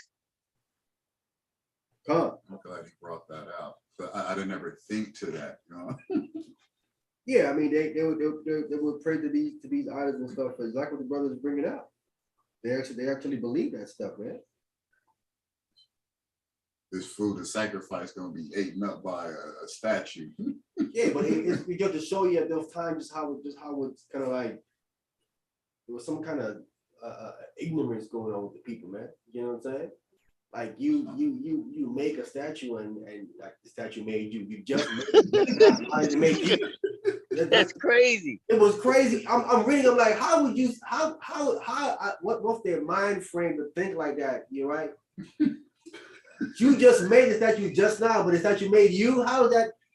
Where's the logic in your head that you would think something like that? But And then you think it's gonna produce some type of food for you. That's what the whole Elijah thing was about. Elijah, you know what I mean? That God, it's crazy, man. How they got us. I don't know. Well, wouldn't that fall under man's philosophy? Because he's thinking like he's thinking like from the probably the invisible to the physical. And then but he's off, of course, but I'm just trying to like see how is he thinking about that? Definitely not going with us said the Lord. Oh, man, it was just weird how people even they were thinking back then, man. You know what I'm saying? Even still some to the day with the Buddhist statues and Mary that little Catholic, they still. Yeah, well, see, everyone back in this time, everyone had a mind frame and a mind understanding that there was a higher power. There was no atheist back then. There was no atheist back then. No one believed that there was no God. True. That's true. That's true, brother. That's true. This stuff is new, bro. I think the atheist came with the globe thought. Yeah, all of that stuff. But I'm saying back then, no one said that, right? You said they probably killed you. Said something like that back in the day. You say, hey, what? You know what? They just didn't turn to the Most High and leave their gods alone, but they felt it was still a God. Every nation believed there was a God, bro. No one was saying that there was. That's true. God. You would have said that they probably would have killed you because they felt you going against. Bro, that's a beautiful point you bringing out. That's beautiful. Yeah, you're going against your culture. Kim Jong-il. I always, maybe one of y'all can answer this for me. Okay, when the Most High told them, yo, I'm gonna take you out of Egypt, right? When he went to Moses, he told them, he said, go to Pharaoh, let my people go so they can worship me, right? But at this time, they didn't know how to worship him because they had never done it before. So I was thinking, like, was he pulling them out because, like, I'm gonna take you in this wilderness and show you, like, I can provide for you, because they were used to, I guess, worshiping the way the Egyptians was. But how do they know how to worship him? Because that's what he told me. He said, let my people go that they may go out and worship me. But how are they taught how to worship? They knew how to worship the Most High because there was one thing that Israel kept in Egypt the entire time. Who know what that is? Pray.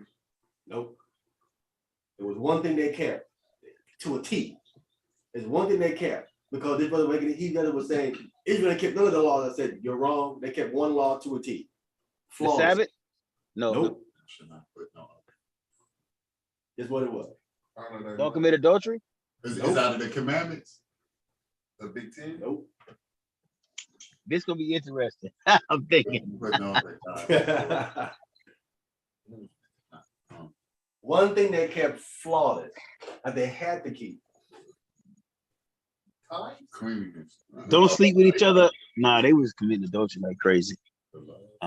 No, I think later. I don't know. A lot of guessing. Circumcision. Oh.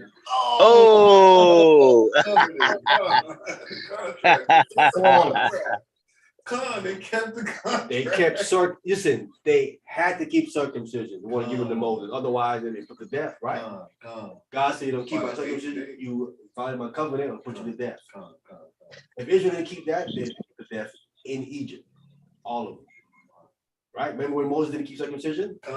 He came to kill Moses, his son that wasn't circumcised. That's beautiful. That's beautiful, brother. That's why I tell people, I say, see, y'all don't understand this Bible. Israel kept circumcision. So when y'all so they always knew that so then that opened up another thing. They always knew that was tied to the covenant thing. Yes. So do you think they were waiting on the Messiah to come? Yes. In Egypt? Yep. Because listen, guess who told him? Guess who told him? Moses. Aaron? This is before Miriam? Nope. Pharaoh. Let's read it. Abraham. Let's read it. Let's read it. Can we get Genesis 50? Genesis chapter 50. Man, we so lost right now, the people, boy. It's crazy. Dang. Yo, because if he didn't bring this out, they remember, and right now we don't remember nothing, bro. Genesis chapter 50, let's start at verse 22. Yeah.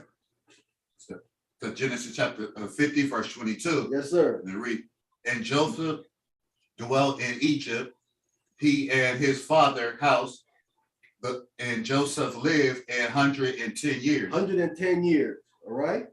110 years. So that means when Israel came into Egypt, right? There was another, I think it was another about years when Joseph was alive. So when Joseph was alive, there wasn't any captivity. So people think that when Israel came into Egypt, there was any captivity right away for 430 years. No, when longer Joseph was alive, there wasn't any captivity. He was alive for another 71 years, I think, that there wasn't any captivity. The math don't add up to no 430 years. It's like 230 or 240 or something. 215. Yeah, 215. Yes, sir. Yes, sir. Go ahead.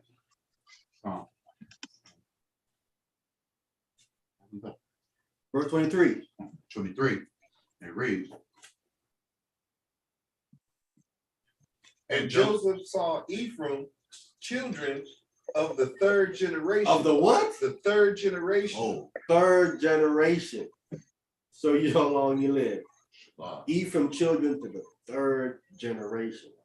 See that? Again, back when I was coming up, they were teaching that you come back every 3 or 4 generations. That couldn't be good. That couldn't be right according to this. Wow. I killed that right there. See? I'm saying, see, that's why you correct what you've been taught that was wrong. Well, you can only do it if you're studying and paying attention to the text. You can correct the misinformation. All right? Go ahead. The children also of Micah, Machir, the son of Manasseh, were brought up upon Joseph's knee. That's right. Go ahead. Verse 24. And Joseph said unto his brethren, To his brethren, the heads of other tribes. Go ahead. I die, and God will surely visit you. God will what? God will surely visit you. He's telling them, when he dies, God is going to come visit them. Right? See, they think when Israel was in Egypt, they had no contact. That's fire, brother. That's fire. That's fire, brother. No way. He said, God, so I'm going to die, but God's going to come visit you. God's going to come. He's going to come to you. So now you just gave me some understanding on this, because there's some priests, we ain't got to go to it, but it was some priests that was there before the Levitical priesthood got set up.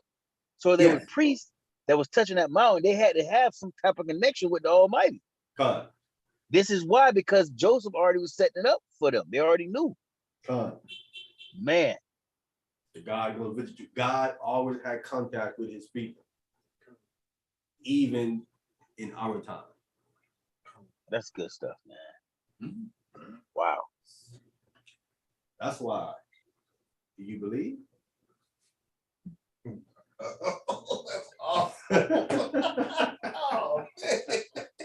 Yo, that's why it was kind of like, I ain't gonna say easy for them, because I know the Egyptians, it was an abomination to, like, they looked at us as abomination because we were shepherds, and you didn't supposed to kill like no sheep, no lambs. So when they done it, they had to do it by faith, because the Egyptians would kill them if they catch them killing a lamb.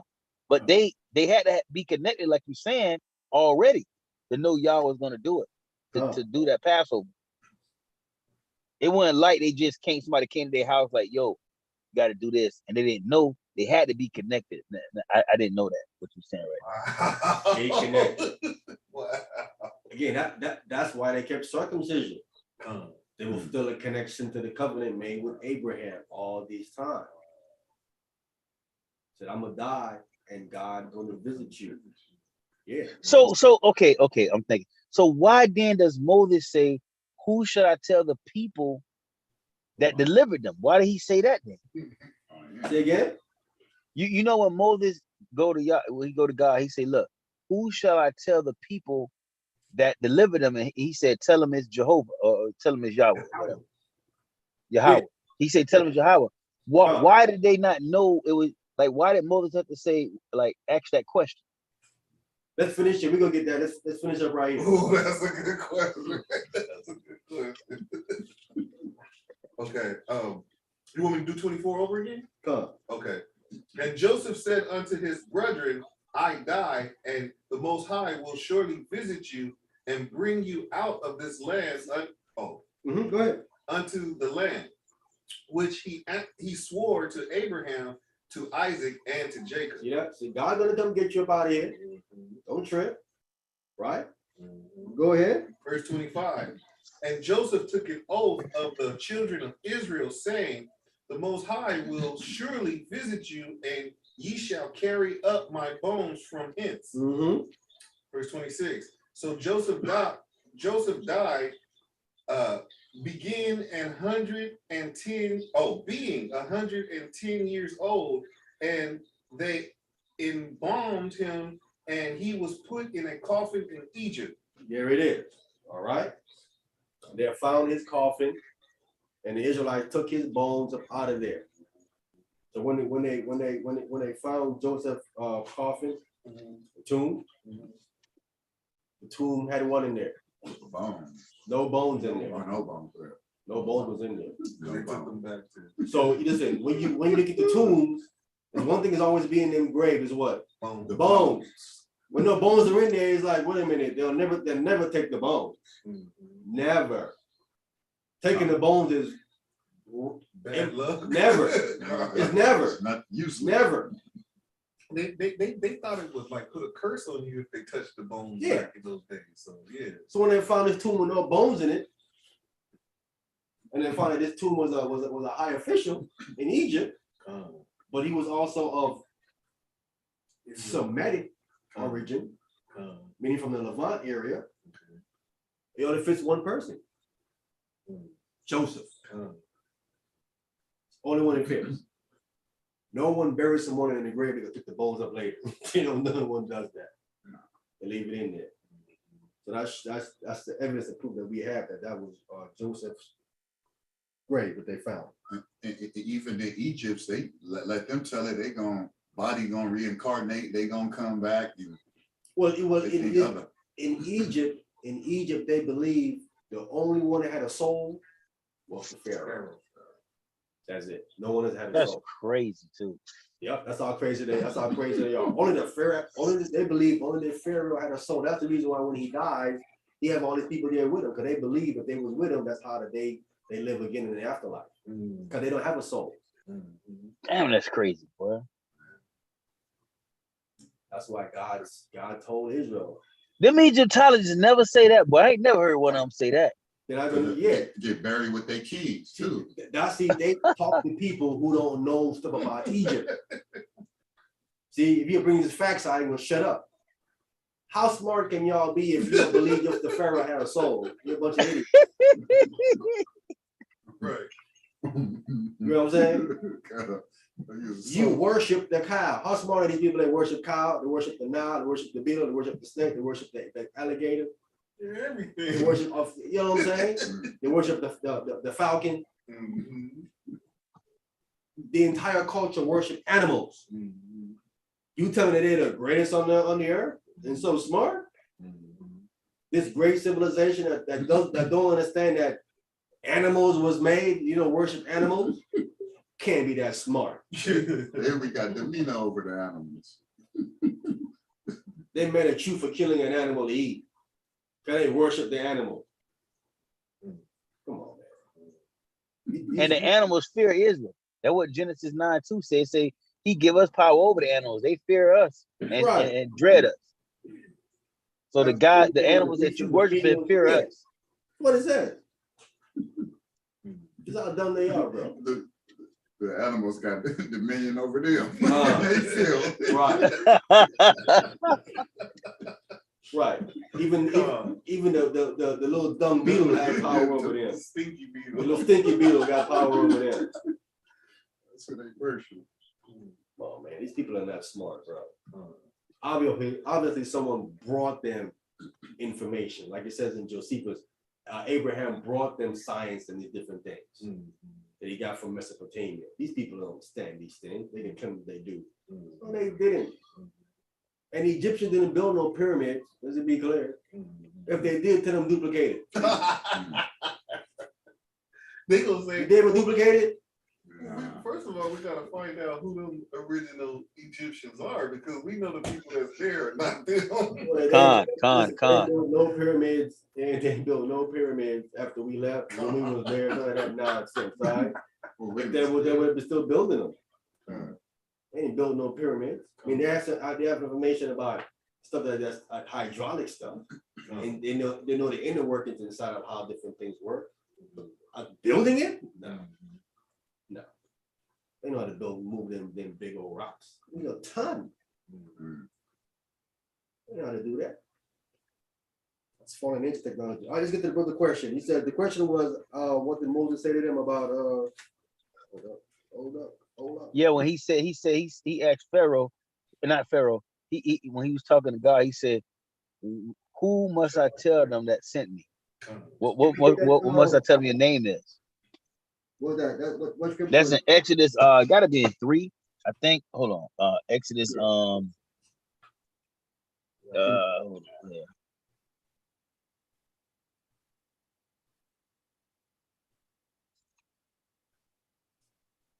It's 3:13. 3:13.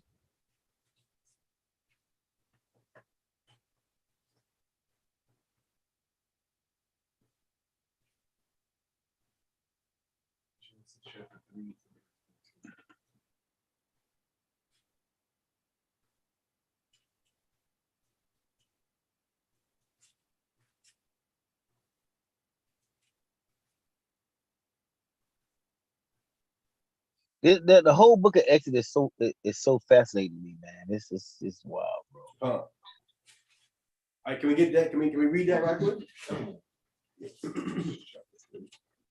Genesis chapter 3 and verse 13. And Moses said unto God, behold, when I come unto the children of Israel and shall say unto them, the God of your fathers hath sent me unto you, and they shall say to me, what is his name? What shall I say unto them? Yeah. Right? So he's saying, when I come to them, and I said, the God of your fathers has sent me unto them. And he's saying, and they shall say unto me, what is his name? That actually never happened. Wow. Did they answer the question and ask him what was his name? This is what Moses is saying. So what when they asked me what is his name? They knew his name, right? Oh, I see what you're saying. So Moses is probably just hypothetically, like he unsure, like, yo, maybe they may ask me this, so let me be prepared type thing. Yeah. Why would Moses say something like that? Why would he be unsure? I mean, I would say because he's been gone for like 40 years, and then Then you have it.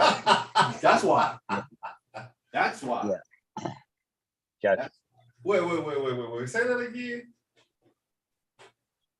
Moses was gone for 40 years, so he probably thought the people fell way low. Yep. He fell. It fell off. But listen to the answer. Listen, who's he speaking to? He's speaking to an angel, right? This is an angel he's speaking to, right? In the burning bush is an angel, right? I think it was a Mashiach Yahushua. He's speaking to an angel. I believe that too. I believe it was. So he said, "What's the answer? What does it say? Who's reading?" Go ahead. And God said unto Moses, I am that I am. And he said, thus shalt thou say unto the children of Israel, I am hath sent me unto you. Yeah, tell them this. I am that I am. Say this to them. I am that sent you. Is that a name? Oh, that's a title. It's a title, right? Come. Why didn't the angel say to tell them the name? Because they know the name. Oh wow, it's like a rhetorical answer. Tell them I am that I am. Wow. Tell them I am sent you. Wow. Right? Meaning you just go tell them that. Remember yourself. You go tell them that I am sent you. Come. Right? He basically telling, listen, I am that I am, meaning this, I exist. Come. I'm real. Come. I'm not a statue, Come. an idol. Come. You tell them I exist sent you. Come. That's all you need to tell them. They don't need no name. They know my name already. Come. I'm known. Come. They know me. Let me get the verse where you why people think the Israelites didn't know God's name, but they was wrong again, which is nonsense. They don't know the book. Let me get Exodus chapter 6. Exodus chapter 6. And let me get verse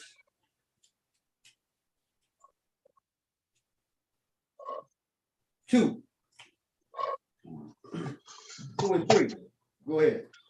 Exodus chapter 6, starting from verse 2. Yes, sir. And God spake unto Moses and said unto him, I am the Lord. I am, we know that Lord is the Most High's name, Yahweh. I am Yahweh. Go ahead.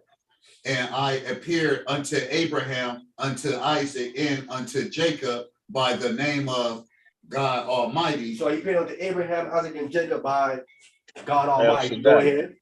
But by my name Jehovah was I known, not known to them. So people read that verse and they say, well, see, Abraham, Isaac, and Jacob did not know God's name as Yahweh, right? Because the translators are putting it in a Christian form, right? Like they didn't know my name as to being Yahweh. All they knew my name was God Almighty. They don't know my specific name. Is that true? See, when you don't put the text together correctly, you might believe that garbage. You know what I'm saying? Now, I said this to them, I said, now, wasn't Abraham called a friend of God? Was he not? Tell me, who don't know their friend's name? And it was If he's calling you their friend, if I said, Tony's my friend, Tony don't know my name? Of course Tony would know my name if I'm calling him my friend. If God called Abraham a friend, right. Abraham knows his name. Doesn't make no sense that he wouldn't know his name. Of God calling you a friend? That's personal. But Amiyan, do you think it was a different name? No, I'm gonna get it right now. I'm gonna pull the verse where he knows the name. Watch. And that means Isaac know the name and Jacob know the name. All know the name. And if they know the name, they told who? They told their children. Now they told their children. Wow. Can we get the verse in Genesis 22? 22 and 14? We can kill this noise about it, even know the name. It make no sense. You think God running around with titles only? Big homie, huh? You know what I'm saying? Yeah, right. God. Who's it, God? It's not the big homie. Big homie in the top. I don't know his name. Oh man. Is it Exodus chapter 22? Genesis 22, verse 14.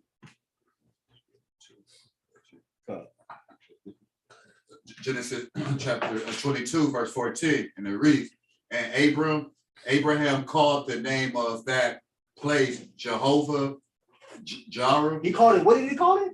Jehovah Jireh. How can he call it Jehovah if he don't know the name?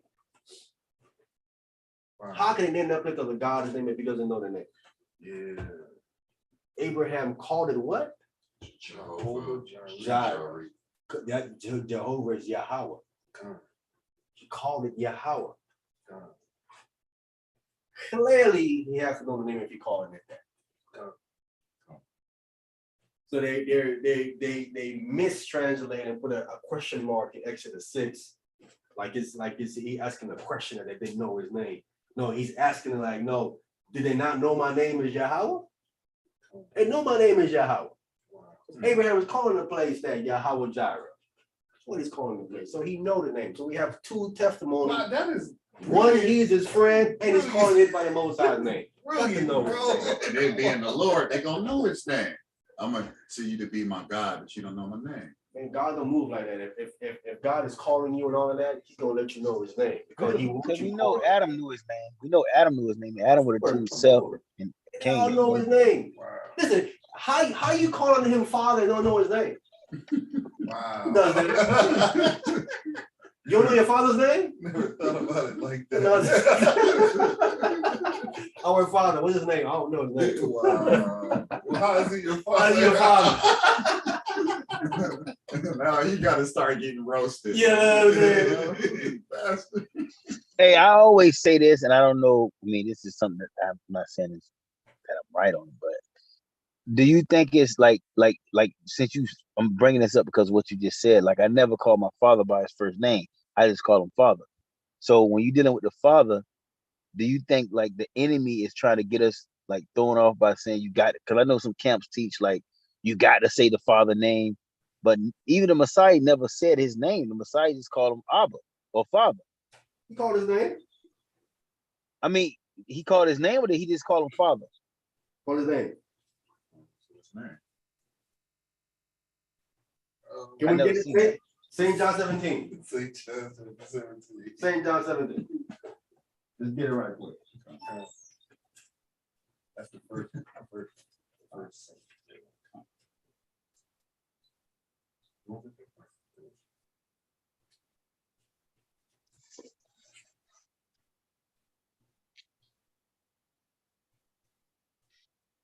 Oh yeah. All right, let me grab it. St. John.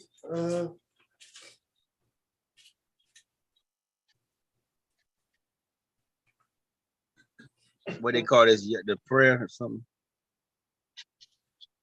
Verse 6. Chapter 1. St. John chapter 17, verse 6. St. John, what book are you in? Yeah. Chapter 17, verse 6. St. John's chapter 17, verse 6. I have manifested thy name unto the men which thou givest me. He did what? Manifested thy name unto the men which thou givest me. He manifested his name unto these. He told these men the Most High's name. Well, I always look at this.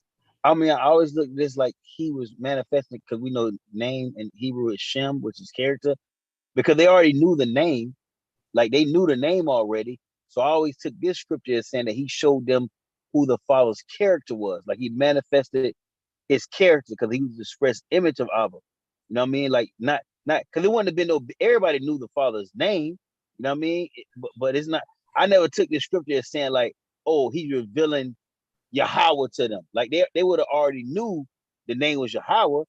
I always took this scripture as he's showing them who, like the Father's character by the way he's acting. Well, here's the reason why I'm saying that, because we know at this time, right? Once they came out from Babylon, they started dealing with what?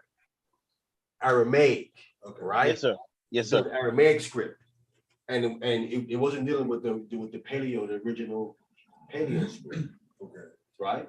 So his name would have been shifted a little bit in the Aramaic script, right? Okay. So, but Christ is bringing them back to the what? The true name. The Paleo. I got you. Because I got you. it's important that you have the Most High's name, not a variation. The name. Who else give it to you but his son? Yahweh, not Jehovah. Come. Remember, the apostles was brought up in what? Oral Torah. Come. Oral Torah dominated at this time. Right? So Christ had to bring them back into the Father. Come. Manifest his name to them. I believe it was calling on I think it was calling on the wrong name. Or do you think they was just saying it Baal? Or Yeah, this is one reason why they got caught up in all this oral Torah stuff. They was not calling on the Most High name. The Spirit was not doing with them. God wasn't even calling the right name. It's a powerful thing when you're calling on the Most High's name, bro. It keeps you in line. You know what I'm saying? The Spirit is still rolling with you. If you calling a different name, man, that's a different story. There's a different spirit you're dealing with. You're calling somebody else. A different God. Calling somebody else, bro. You know what I'm saying? So I think this verse as he's manifesting the name again. This, you know, when Christ was on the cross, they wrote his description in 3 different languages, right? Yeah. That he was in Latin, Hebrew, Greek. Greek. Right. You know what I'm saying? Even though the people in Israel didn't speak no Greek, none of that stuff. That was the upper class people that did that. The regular people didn't speak that stuff. They was all speaking, it was speak Aramaic, and then their religious service in the synagogue would have been the Paleo Hebrew, right? That goes back to their culture. So that's where you got to manifest the name, let them know, hey yo, man, this is the name. Like we are now, how we have lost the name. They had put a ban on the name. They had banned the Most High's name. You could not say his name, right? So I'm just saying that's how I got you. I got you. Yeah. What about when Because here's why I say that. When Paul tells us, Paul says what? All that you do what? In the name of Jesus of Christ. Mashiach Yahweh Shah. Do all in the name of Mashiach Yahweh Shah. So when Christ was doing his miracles, whose name was doing his miracles in? the Father's? Christ was doing his miracles in the Most High's name. He was calling on the Most High's name when he was doing his miracles. When he raised Lazarus from the dead, he was calling on the Most High's name. I'm telling you, they looked up to heaven and he called up to the Most High for that miracle to raise Lazarus from the dead. He just didn't call up there and just say, Father. He called upon his name. Right? How come? We ain't up here calling on just the Messiah. We actually say his name. Right? We don't say Messiah. We don't say Mashiach. Hamashiach, Yahweh Shah. Got to say his name. So Christ was doing the same thing. He was calling on the Father's name. He had to. He couldn't just call a title. Out of matter of respect, like. Yeah. It's because that's your Father's personal. You know what I'm saying? People. But I know I'm glad that scripture say his ways are not our ways, because boy, if I call my daddy by his first name, he might slap me, even right now. I'm saying, see that happens because there isn't a relationship. Right. Nah, there isn't a relationship. You know what I'm saying?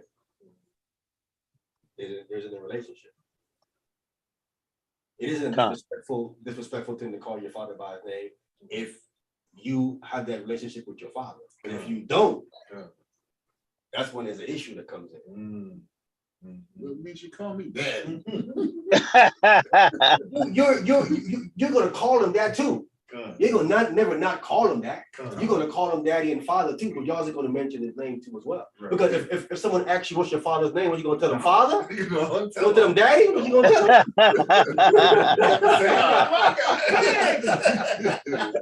You gonna mention his name.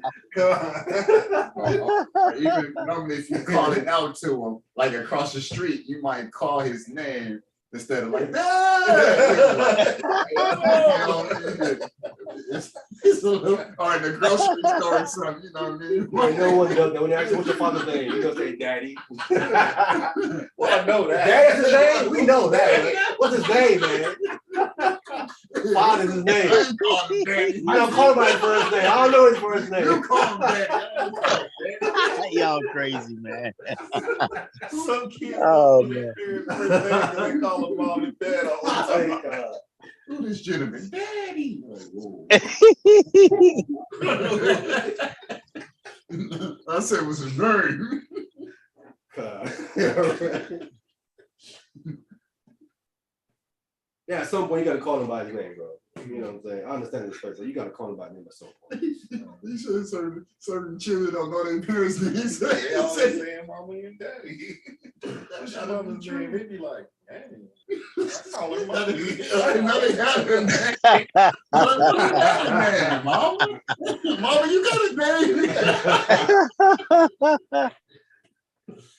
We know this conversation don't happen plenty of times. Mama, you got a name. Mama had a name. I just call her mom. Yep. But it's crazy because down here where I'm at in the South, man, bro, they teach us, like real talk, you better not never say your mother or father's name. That's what I was taught. Like, you don't call me by my first name. Yeah. You get slapped, like for real, you get slapped. Like real talk. I hear you. I get I understand that point. In that instance, you're gonna call them dad and father and mom and all of that. You know what I'm saying? But I'm saying when someone asks you their name, Yeah. You be like, daddy. you can't go daddy. Daddy boy. I get that. But what's his name? Nah, good point. So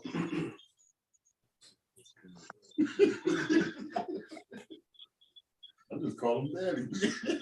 no, that the guy was saying with the comedian, he said if the son called his grandmother mom and his mama Pam, so he going to jail.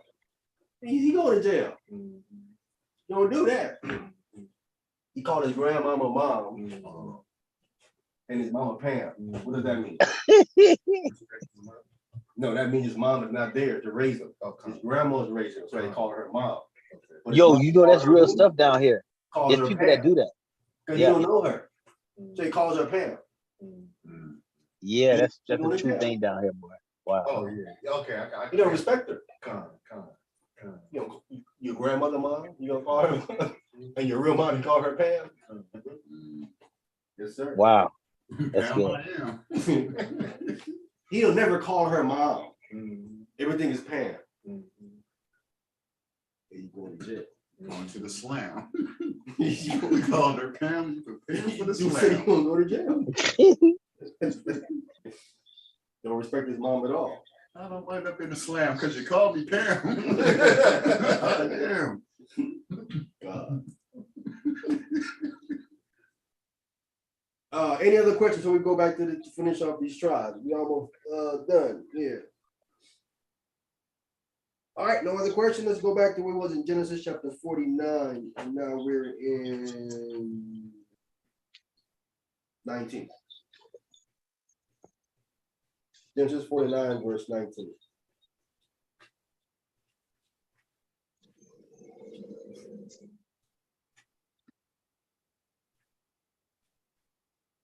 Genesis chapter 49 and verse 19. Mm-hmm.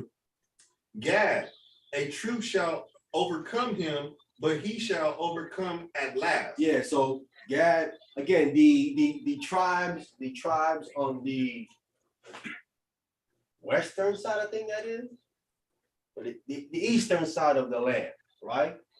Gad, Reuben, and the half tribe of Manasseh, they was on the other side of the Jordan, right?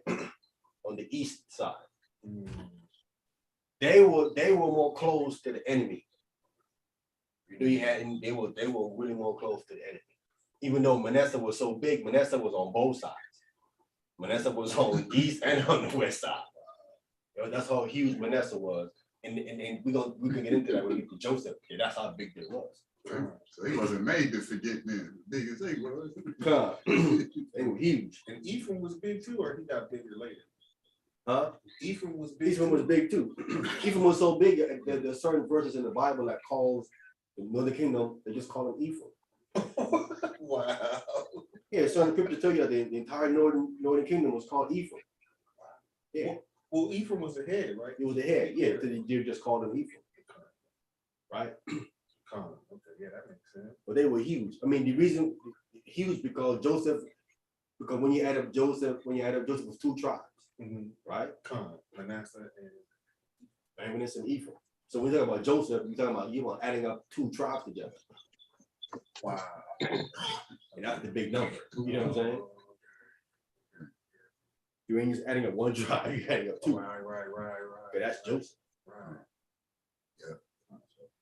And that goes back into his birthright. He got a double blessing, right? The double blessing, you would think it was the king and the priesthood, right? But the kingship went to Judah, right?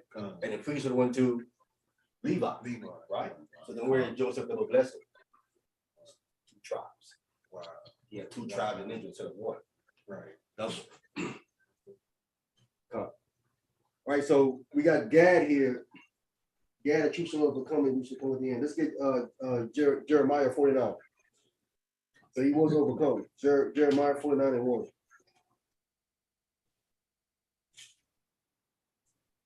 And there's not too much about these other tribes, really just the main one that's really close to Jacob. He speaks a lot about them. There's the prophecy of from the Most High. Details a lot. So Jeremiah 49 and 1.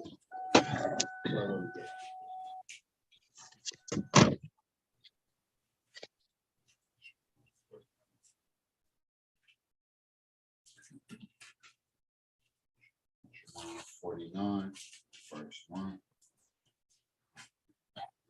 Jeremiah 40, Little loud. Jeremiah chapter Jeremiah. 49, Yeah.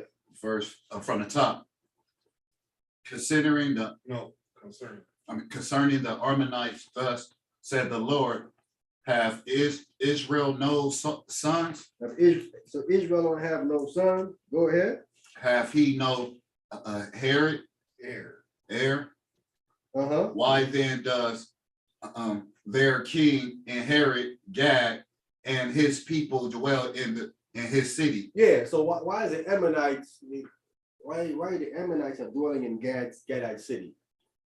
Because they overcame the Gadites, right? The text say he should be overcome by a troop, right? A troop should overcome him. The troop is the Ammonites. They overcame him and they were dwelling in the Gadite cities, right? So God is saying, well, don't Gadite have children to continue the inheritance to own the land? Because if you in a land and you have no more children, what happens? And you die, what happens? It goes to the people that's Then it goes there. with somebody else. But he said, but Israel have descendants to pass on the land too. So why is this Ammonite dwelling in the Gadite land? It's because, like Jacob says, he was overcome by a troop, by an army, right? See, but he should overcome at the end, right? Go ahead. 2. Therefore, behold, the day comes, said the Lord, that we will cause an alarm, says the Lord, that I will cause an of war to be heard in Rabbah of the Ammonites, and it shall be a desolate heat, and her daughters shall be burned with fire. Her daughters are her towns. Go ahead. Then shall Israel be high unto them that was his higher, says the Lord. Then Israel shall be the ear. The ear unto them that was ear unto the Lord. So that's when he's going to overcome. When the alarm is blown, and then there's alarm of war, and then they're going to take back over everything again, right? When they have the prophecy of Gad, right? In a nutshell, right? What's that noise? His phone in his pocket. Beatboxing. You can't hear it. Servant Smith, you hear us?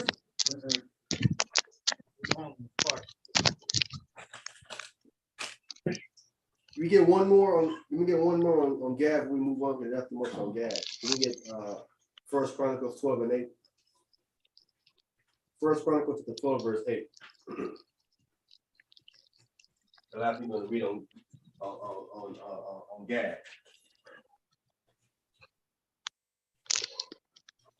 All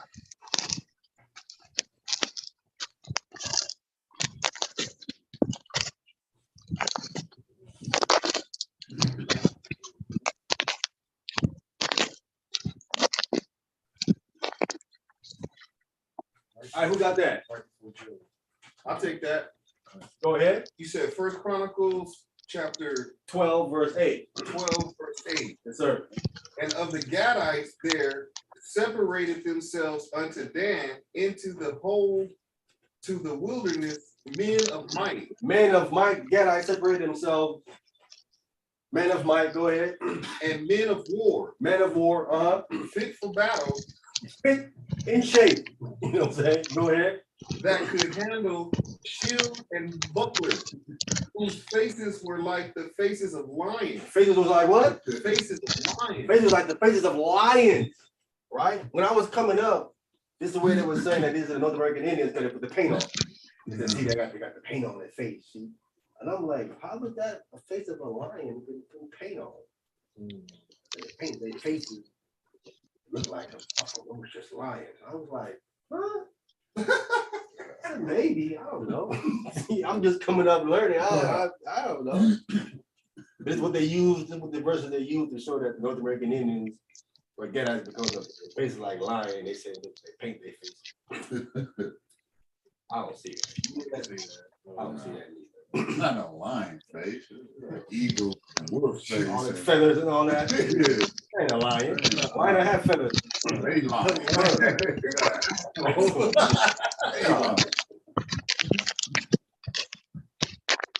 Yeah, we got a meeting service mid, man. He's not hearing us. Beatboxing, eating a bag of chips. Yeah. But yeah, man. That's what we have on gas. So they had faces like a lion, meaning these was like warriors. And that's gonna go back into the prophecy of them. They shall overcome at the end, right? But again, they all need that leader, that shepherd. To do that. All right, let's go to Genesis 49. There wasn't too much on Gad there. Genesis 49. Now we're at what? We're at Asher. Genesis 49, verse 20. All right, who got that? Asher, it's the Genesis chapter 49, verse 20. Out of Asher, his beard shall be fat. His bread. I mean, his bread shall be fat, and he shall yield royal Dainties. Yeah. So his bread's gonna be fat. I mean, he's gonna have abundance of wheat and stuff and all of that. That's what Asher is gonna have, right? So there was no judge in Asher, no military head or leader, nothing like that, right? The most famous Asherite is who? It's Anna in the New Testament. Woman called Anna, the prophetess. She's the most. That's really all you hear about. Who's that? Okay, that's the only one we hear about, right? Anna. Anna, the prophetess, right? This is all we really hear about of Asher, right? Asher, he was like a military person. He was more into farming and different things like that, right?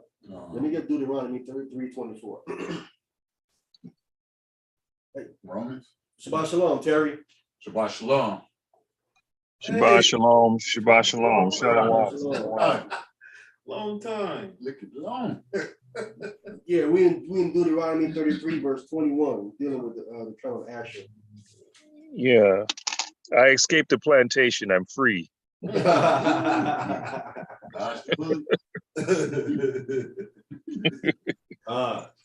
always good, brother. Always good. Good to hear from you. All right, we got that in Deuteronomy 33. What is that? In verse 21. Hold up. No, 24. Oh, verse 24? 33, verse 24. I'll take this one.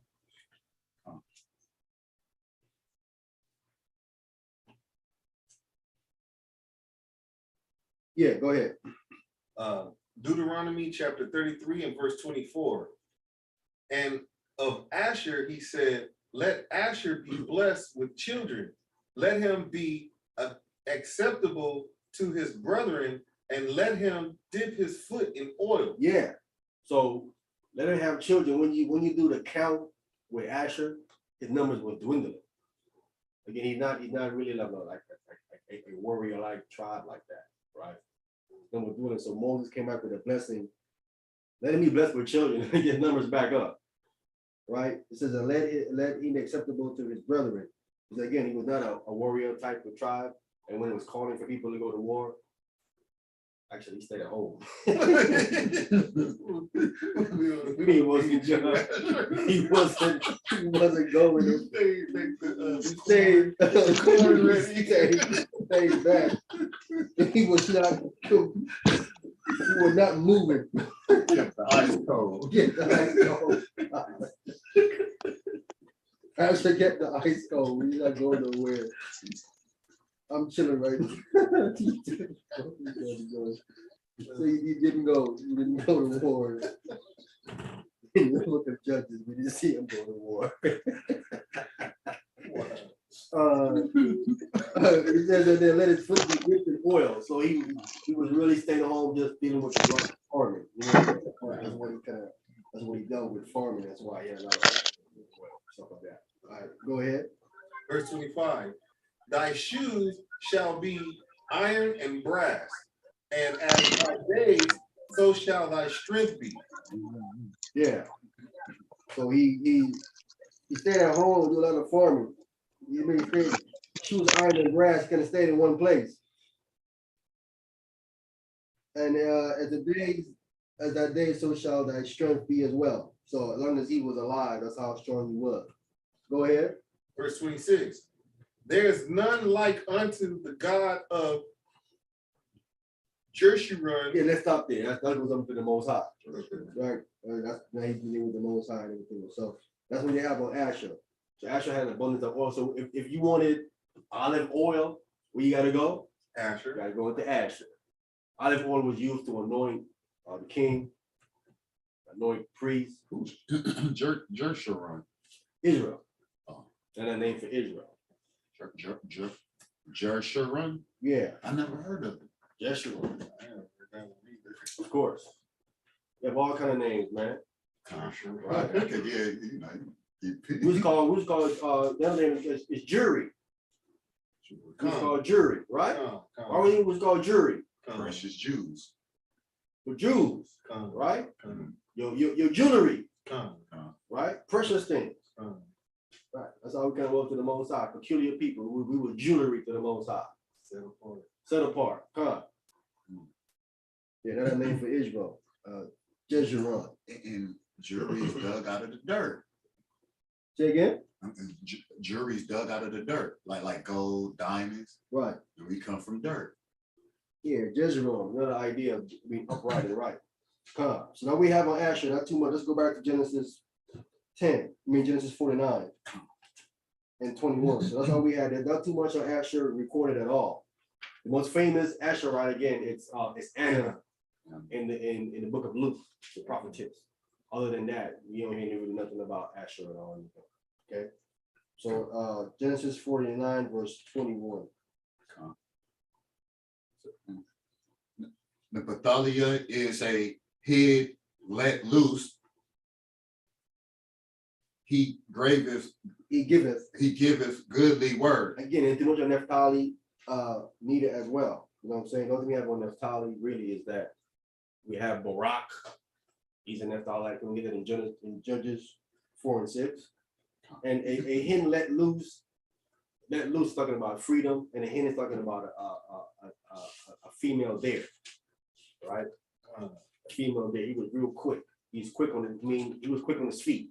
I was trying to find a scripture in Joshua where it talks about how when they needed a piece of writing, they sent a Naphtali to run and go get it. He was quick. He would be right back. That's how fast they moved. They were real quick on feet. Didn't that happen with Esau and when Jacob was like, "This Yeah, our land"? That was it. Yeah, in that story, I'm trying to find that in Joshua where they sent a Naphtali to go get the proof. He was quick. And Esau got beheaded before he even made it back. Before he came. Yeah. If you look at it, so if you look at Usain Bolt, You Yeah, gotta be in there for like Ooh, that's good. quick on their feet. That's Like a good. hen let loose. You know, and They moving fast. it seemed like it was meant See what I'm for, saying? Characteristics of the tribe reflect on the individuals in the tribe. Con. That's how you want to identify them. If you want to identify them, this landmass thing is nonsense because we all over the place. Con. We intermingle with each other and all, one tribe over here and one tribe over here. No, that's not how it was. Israel mingled with each other all the time. You would find Issacharites in Judite territory all the time. You know what I'm saying? Vice versa and all over the place. You saying bolt of lightning. Wow. You sound like a hen let loose. Right. Go. Wow. The hens can run. You ever chase a hen? Go. Oh, heck yeah. Racing that, yeah. Them lions barely catch up sometimes.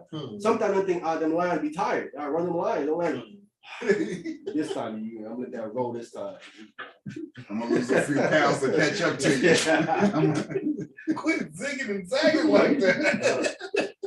That's why I think them little young lions to get them the little older ones. Yeah, the older ones.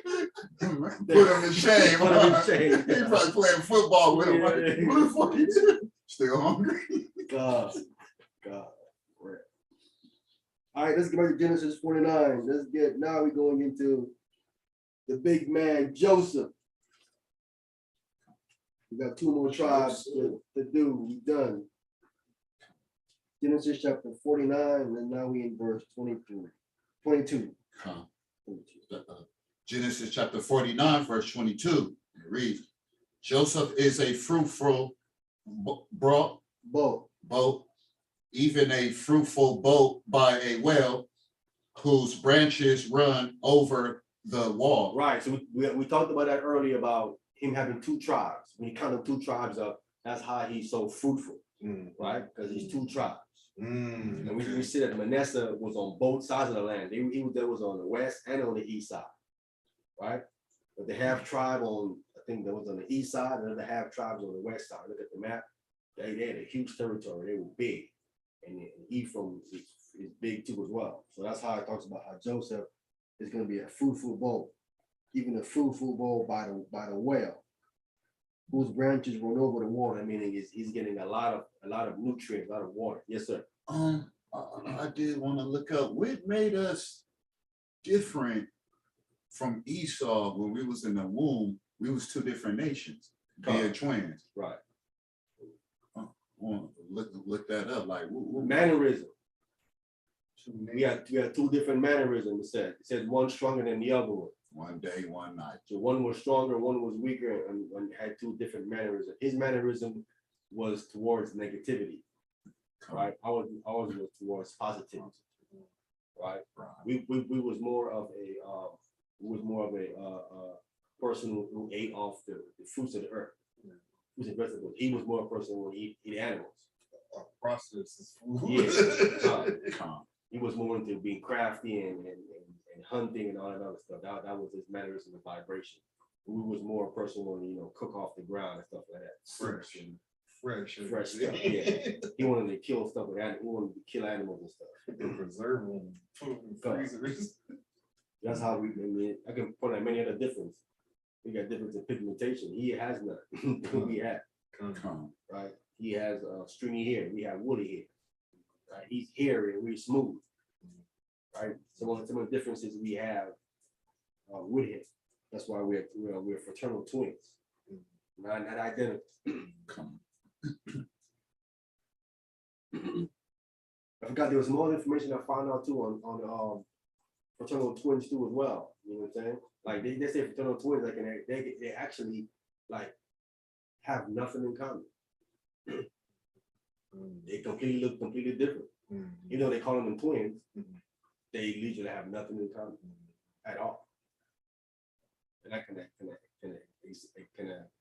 show what Esau was. We know we believe it as fraternal twins. We don't have nothing in common. We don't like them at all. Different. And he broke every law, statute, commandment he could do. He tried to say, well, y'all twins, y'all something in common. No, when you die with the fraternal twins, they teach you there ain't nothing in common. Paul Robinson. God. Salaki. I got a quick question. Yes, sir. Did the tribes, did they actually, marry within each tribe sometimes? Yes. Yep, they intermarry. Tribe intermarry. It was just, if the women, if there was no males, the men, If the man only had daughters, then she had to marry within her tribe, and specifically to her father's family within that tribe. She would then have to marry. they keep the possessions in the tribe too. Yeah, so you can say the inheritance don't pass. I'm trying to get the verse right now where it tells you that they intermarried, because brother was teaching that the tribe didn't intermarry, which is that's a lie, because we see that clearly come to the New Testament, how Mary from Judah has some relations to Elizabeth from Levi. It tells you that it was related. The text says cousin, but the Greek word doesn't say cousin. The Greek word just said there was some relation. It doesn't say specifically what relation it says. The Greek word just said there was related. That's all it means. It means they was related. Don't get specific on what relation it was. It doesn't say exactly mean cousin and nothing like that. It does not say that. They are translating it that Greek word as cousin. But we see that there was some relation between those two. And some people who don't understand the Bible and stuff like that, they think that Mary was from Levi because of the relation that it says with Elizabeth from Levi. So they think that she was a Levite. But Mary wasn't a Levite. She's a Judite. From the simple fact that she went to go get registered with her husband. She's 9 months pregnant. She got to go get registered with Joseph in their city. Had to. And she going to a city where only Judites got to go to. Now, if she didn't have to go, she's 9 months pregnant, you leave her at home, right? Right. Who traveled with a 9 month pregnant wife like that? You wouldn't do that, right? She had to go per Roman law. And where did she have to go? She had to go to her tribal city. Showing you that she had to be a Judite when she went to go get registered with Joseph in Luke chapter 2.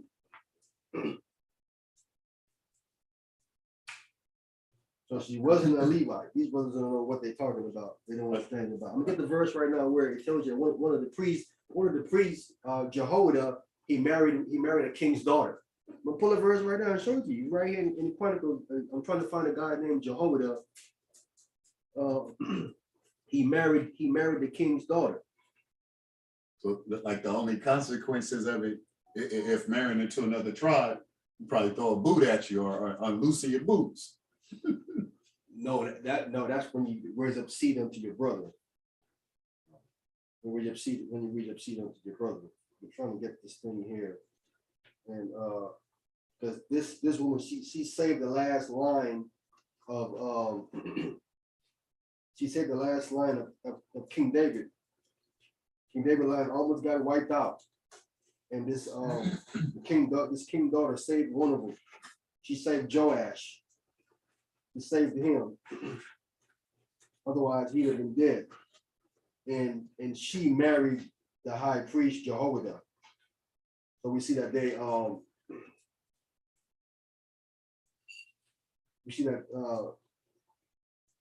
this Judite married this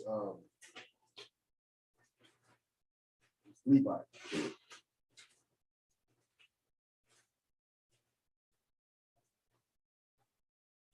Get the verse right quick. I've not dealt with this in so long.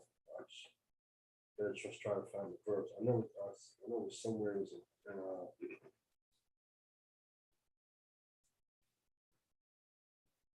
Chronicles. Salaki. Another quick question. Were we able to marry, like, you know, how Jacob, no, Isaac when they married one of Abraham's brothers or something, sons, daughters? That was his cousin. So is that part of our custom or not? To marry your cousin? That's the question? Yes. Yes. Abraham married his cousin. No, meaning that Isaac married his cousin. Isaac married his distant cousin. Was related. They come from the same stock family. Abraham stock. She would be some kind of cousin to Isaac. Rebecca would have been.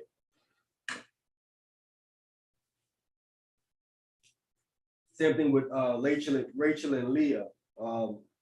There was Jacob's brother. So that would be his cousins.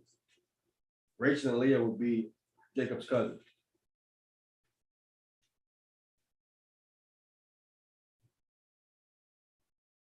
There is no law against that. People think there's a law against that. There's no law in the Bible against doing that.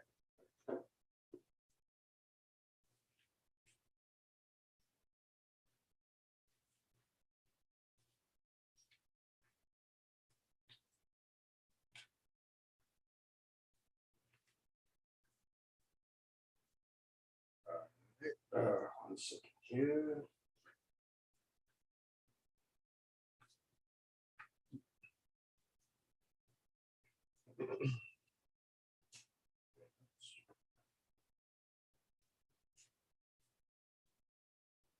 How did you say the name again? What name you talking You about? said Jehoiada? Jehoiada. Yeah, I'm trying to. They got a funny spelling for his name, so I was. This thing is not specific with his name. Because I see one that says Nun, his son Jehoshua. No, Jehoiada is a D-I-A at the end of his name.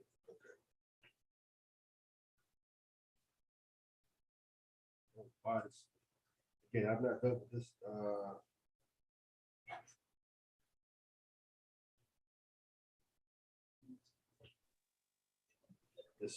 These apps don't get specific like that because you don't want you to spell a name exactly, which is a bunch of nonsense.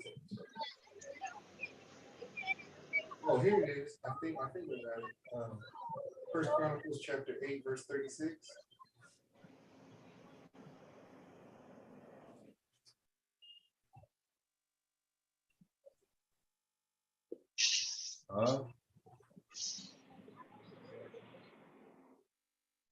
Is that the name you're looking for? First Chronicles 8:36. You said Jehovah, right? I see now it's a D-I-A at the D-I. D-I-A at the end. He lived the longest. He lived like 130. He was 130 years old.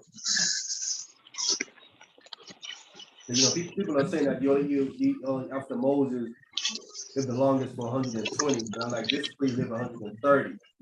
That would make what you're saying is will be wrong. Right. It was in the second time. But she married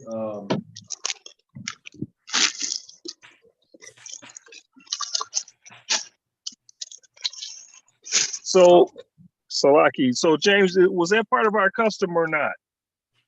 yes. Okay, so I guess throughout the years we just lost a lot of our custom, right? I mean, we didn't. It came to a point where we became such a big. We became such a. That was when we wasn't a nation, but now we came to a big nation. We ain't got to do that anymore. That was doing Abraham, Isaac, and Jacob time. But after we became a nation in Israel, we came out to be these millions of people. None of that, we have to do that anymore. Okay. that- My question, because I was reading something and I was reading something and it was said they did that to keep that bloodline pure like that. That's what I was reading. I'll send it to you. That was part of it. That was part of it. Yeah, that was part of it. That was So, part of it. so theoretically, with me personally, and I'm just thinking out loud here. My cousins that I grew up with, if I would have married one of my cousins, I felt I would have had a really good relationship because they would have had the respect for my uncle. I'd had the respect for their uncle, I'm just talking, and that's how I feel. I would probably have no problems because of the fact that we were in the same lineage there, So that's the way so that's why I was asking, is that part of our I know we don't do that today. Because even a lot of things we don't do today, they think it's taboo for us to do a whole lot of things, Right. So, and I'm just looking at the fact that what that made sense to me, how Abraham was telling his servant to go and get Isaac a wife from his brother's son's daughter, and that's what he did, So I said that makes sense to me because, if I just put myself in that situation, if I would have married one of my uncle's daughters, we would probably still be together right now because of the respect there in the bloodline there, Yeah. You get that. If I talk about that with certain people, they probably think I'm crazy, but they think a lot of things is crazy as far as a lot of our customs and stuff. Yeah, in this culture that we live in, they look down upon that. You know what I'm saying? But you find when you go over to these other countries, they still do that. A lot of them still do that. Yeah. Yeah. You go over to India, they still do that. A guy told me, I'm going back home so I can marry my cousin. I'm going home to marry my cousin. Now, when I wasn't in the truth, he told me that, and I was like, I didn't put him down or anything, but I said, wow, that's what you guys do? You marry your cousins? I said, oh, okay. And I'm out and I'm thinking they probably got a lot of that from us, maybe. I don't know. Yeah. They wear their attire. They have their attire on and stuff like that, keeping themselves covered and all of that stuff, Huh. It all depends on the culture that you're in, man. They look at things different. But that's something that we did back in the time of Abraham, Isaac, and Jacob. That's something that we did. Oh yeah, I found it right here. Here it is right here. Second Chronicles 22. Yeah, it's I've been doing it for so long. Way up there. Yeah, Second Chronicles 22. 10 and 11 tell you this.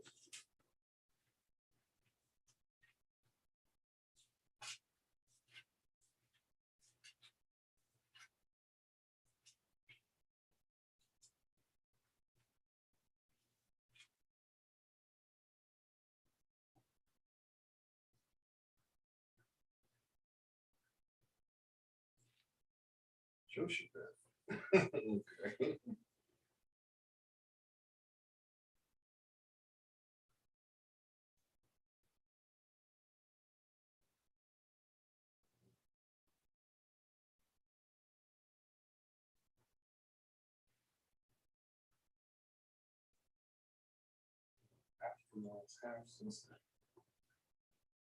Say again? Oh, I'm reading it in the footnotes. It says Jehoshaphat was Isaiah's half sister. Huh. All right, who got that? You have that there? Con. Go ahead. 2 Chronicles chapter 22 and verse 10. Con. But when Athaliah, the mother of Azariah. Azariah, No, not Azariah. Ahaziah. Ahaziah, saw that her son was dead, she arose and destroyed all the seed royal of the house of Judah. So she tried to kill off the David lineage. Go ahead. Verse 11. But Jehoshabeth, the daughter of the king, took Joash, the son of Ahaziah, and stole him from among the king's sons that were slain, and put him in his nurse in a bedchamber. So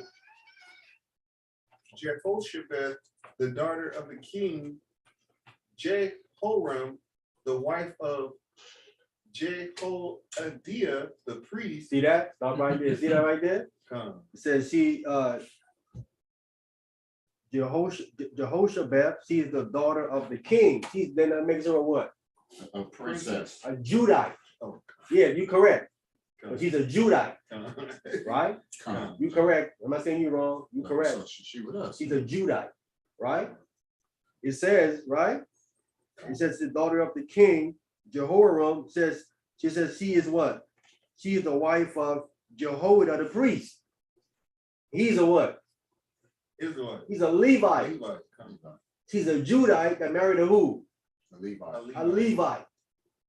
See right here. That's what I'm looking for. Okay. She's a Judite that married a Levite. So we did into Judah and Levi did intermarry. This is the verse I'm looking for to show that. Again, because some brothers are saying that how we did intermarry. This verse why he proves you wrong. Right. Because she's the daughter of a king. She's a Judite, and she married Jehoiada the priest. He's a Levite. Okay. And this can reflect the situation with Mary and Elizabeth, right? Mary's a Judite, and she has some kind of relation to Elizabeth, who is a Levite. Again, it isn't specifically how they're related. Just the Greek word just say that they are related in some form or fashion. But we see here, this verse shows you that they did intermarry. I ain't done with this so long, I forgot what the verse was, but yeah, this is where the verse that shows you that they did intermarrying did take place. And there's another verse that says this, another verse where Hiram parents was intermarried. Hiram, who built the temple with Solomon, his father was it says his father was I think it was Naphtali. His father was Naphtali, and his mom was a Danite from Dan, right? It says his mother was a Danite. It says his mother was a widow. It says a widow of Naphtali. So that means that the widow of Naphtali, that means your husband was a Naphtali. That's how you're a widow of Naphtali. But she herself was a Danite. That shows you again that Naphtali and Dan intermarried. Wow. There's another verse that says that. So I'm just proving that there is intermarrying. She was probably one of the ones Moses was talking about. Let's go build. Who is that they built back up? Dam back up. Yeah, but for the brother I'm saying today, if you marrying your cousins today, right, or your first cousin and whatnot, it's looked down upon. Yeah, that's frowned upon. You know what I'm saying? It's frowned upon in today's time, but back in the time when we was in Abraham time, that wasn't. That was normal. As a matter of fact, it was even worse than that with other nations. They married a sister. We didn't do that, but there was a thing in these nations as far as these kings. They would marry a sister to keep the blood pure. They wouldn't go to no cousin. They keep it directly right to the sister. That's how they were doing it. But again, now we're a nation. You know, that's not necessarily something that has to be done. Unless you okay with dealing with the backlash, we have no problem with it, and she don't. You know what I'm saying? But that was something that we did in the beginning to build our nation into the 12 tribes. That was done back then. Don't they say like the bloodlines are too close and it don't really work out? Like a lot of the times the children come out like malfunctioning? Talking about the sister, talking about the cousins. The sister. The cousins. No. Yeah, I heard, like the first cousin. They don't recommend that you do that. That's not true? No. Okay. They let give you half the story. Yeah. You get half the story. Abraham marries, it's Sarai is his cousin. Sarai is his brother's daughter. Right? No, that's not his cousin. I'm sorry, that's his niece. Niece. I'm saying his cousin, not his niece. He married his niece. But then Jacob, not Jacob, but Isaac with Rebecca, that would be his cousin. One of Abraham's brother children's children then to her, because he was older. He was about 30 something. But that's a second or third cousin. Yeah. Okay. Yeah. I'm saying it's still a cousin. But first cousin don't make it different. Because that's your mother's. Well, Jacob, his mother's brother, daughter, right? It's a cousin, right? Rachel was his cousin, and Leah, two of them. So that's his mother's brother's children that he got. That's two cousins. The children didn't come out. The 12 sons come out crazy. Wow. Well, not 12 of them, but the ones by those two women. No.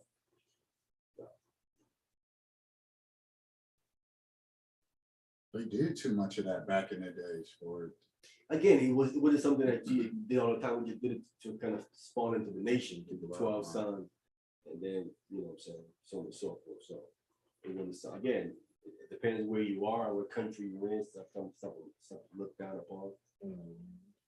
Sometimes wasn't. So let's finish it up here. con. Let's go back to Genesis 49. We're dealing with Joseph. We got two more tribes to deal with every time. So you grab that intermarrying in Israel. The brother was saying that. I was like, brother, stop saying that, because that's not true. The tribe did intermarry, bro. Stop saying that they didn't intermarry. It did. Like you're trying to hide something. Maybe there's something wrong. Like Right, there's nothing Stop wrong with that. Genesis chapter 49. Yeah, verse 23 now. Con. So, Genesis chapter 49, verse 23, it reads, the archers have surely grieved him and shot at him and hated him. Right. So the archers are shot at him. Those are his brothers, right? His brothers done shot at Joseph. They grieved him, right? Right. And they hated him, right? That's why they sold him into Egypt, right? They hated Joseph, right? They were the archers, right? Go ahead. Murdered. 24, but his bow adored in strength. Yeah, his bow abode in strength. His bow adored in strength. Go ahead. And the arms of his hands were made strong by the hands of the mighty God of Jacob. From thence is the shepherd, the stone of Israel. Right. From thence is the shepherd. Talking about the original stone, the original shepherd is the Most High. That's the Most High. Strengthened Joseph, right? Because from the Most High, he's the shepherd. He's the original shepherd and the stone of Israel. Go ahead. 25. Even by the Most High of the Father who shall help thee, and by the Almighty who shall bless thee, and bless of heaven above, blessings of the deep that lieth under, blessings of the breast and of the womb. Blessings of the breast and the blessings of the womb, right? So you see here the term, it has help and by the Almighty. The Almighty is El Shaddai, right? El Shaddai. El Shaddai. Yeah, El Shaddai. But when you think that die off, you just have the word Shad, right? S-H-A-D. Shad is the Hebrew word for what? For a female private breast, right? Shad is for female breast, right? That's when get that off. So because it says, who is blessed right? So Almighty, the Almighty is talking about the sustainer, right?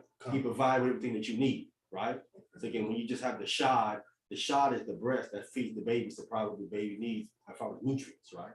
El Shaddai is the same thing. The Most I said, I'm supplying what you need to nourish you and get Wow. everything that you need. I'm a sustainer. I'm your supplier of everything. Okay, I get how that goes together. That shot and couldn't Shaddai. see it. Huh. I see it now. Gotcha. That's where that's talking about. Because it even says right here, when you read on down, the verse continues, it says, who shall bless thee with the blessings of heaven above, blessings of the deep? It says, Eliah under, and the blessings of the what? It says breasts. Right there. That shot. And then it says, and of the womb. Right? So I mean, he had many offspring through Ephraim and Manasseh, right? It was a big tribe. All right, go ahead. 26.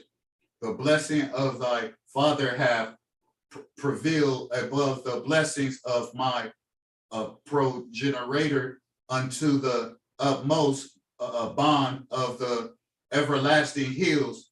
They shall be on the head of Joseph and on the crown of the head of him that was separated from his brethren. Right, so all this thing came upon Joseph, right? He had the double blessing of the firstborn. The firstborn blessing came upon him. Then he had two tribes, and both of them together are the biggest tribe. Joseph would be the biggest tribe because he's two. We count them all up, they're bigger than any tribe.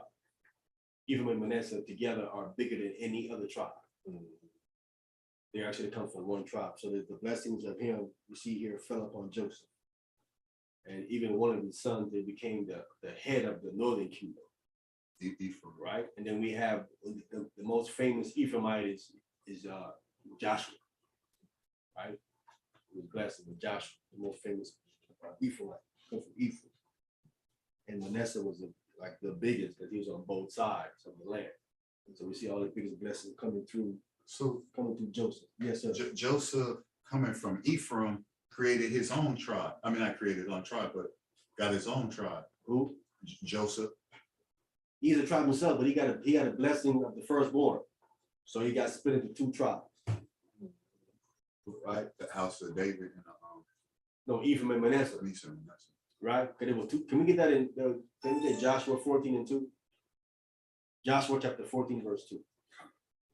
Yeah, we're about to close this thing down now. We got one more tribe to deal with. Joshua chapter 14, verse 2. After Deuteronomy is Joshua. Joshua chapter 14. Verse 4, sorry. Joshua chapter 14, verse 4. Okay, what that say? Joshua chapter 14, verse 4. Uh-huh. For the children of Joseph were two tribes. They were what? Two tribes. There it is. See, Joseph was two tribes. Manasseh and Ephraim. Yeah. So that's what it is. So that's the firstborn blessing of the double blessing of the firstborn. He ended up getting two tribes in Israel, right? Because remember, it was the blessing of the firstborn usually is the kingship and the priesthood. But the kingship went to Judah and the priesthood went to Levi. So where is Joseph double blessings?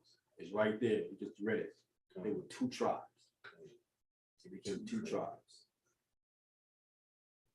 So the saying is after they feel they get their blessing, or they feel they made it in, like it can't be taken away. They just feel like I even hear it off the song with Yeezy, Jesus walked, like he just made it in. Yeah, not true. Yeah, because even though he got all that blessing, God rejected Ephraim after a while, after a point. He rejected him, and that's how eventually the thing came into Judah. The king power that came to Ephraim. But he kept messing up, so it eventually came to Judah. Because all prophesied that Judah was going to prevail anyway. You know what I'm saying? But we see the process of how it happened when they started messing up. Judah saved him from the lion will. Yeah, but you had this guy's teaching that how that King David is an Ephraimite. You know what he's talking about. You know, so it says he's a Judah. You think King David is an Ephraimite? They say what? Edomite. Ephraimite. Oh, That'd be even worse. Well, some do believe that. Let me say that. Some people believe he's a so-called white man. They do believe that. But they said he was ruddy. They think that means red in the red blood in the face. I don't know why that word, ruddy and red sounds different. It's the same Hebrew word, but Yeah. but translated differently. In Genesis 25 for Esau, they translated red. When it comes to David, they translated ruddy. So I said, why would they translate it? It's the same Hebrew word and translated one place red and one place ruddy. What are they saying? They know when it comes to Esau, he came out red, the color. But when it comes to David, he was not red. Because they just translated what he did, was just said it uses the same word, red. But they used ruddy. And back in 1611, ruddy means young and tender. Fact check me. Right, you have to go back to the time when the translators translated the word in their time, right? Because since that time, words meaning change, right? That's why, what's the bully name? The bully was calling him Ruddy. Like, let's do the pretty boy, man. He Ruddy. I'm talking about Goliath. Goliath. Yeah. Goliath. That's why he wanted to fight him, because he said he was ruddy. You wouldn't want to fight him because he was red. You want to fight him because he looking like a damn pretty boy. He looking too young and beautiful. That's how he was looking all nice. Yeah, that's why he didn't want to fight him. Yeah, he's a pretty boy. So, man, you send me a pretty boy. Y'all got to cut it out with this nonsense over there, man. You got to send me a warrior. That's why he didn't want to fight David. All right, so let's go on. Let's do the last tribe, Benjamin. We got Joseph down. Let's get Benjamin. Genesis 49, verse 27. Genesis chapter 49, verse 27, and it reads, Benjamin shall raven as a wolf, in the morning he shall devour the prey, and at night he shall divide the spoil. Yeah. You know about Benjamin. You read about Benjamin, how Benjamin operated, how Benjamin moved. You know what I'm saying? Benjamin ain't no joke. You read Judges, we don't have to read it, but when you read, I think we might quickly read this one right here, but can we get Judges 20, 15 and 16? Judges chapter 20, verse 15 and 16. We know about the situation with Judges 18 and Benjamin went off and they always got wiped out. I said they'd be like wolves in Judges 18 chapter. They almost got cleared out.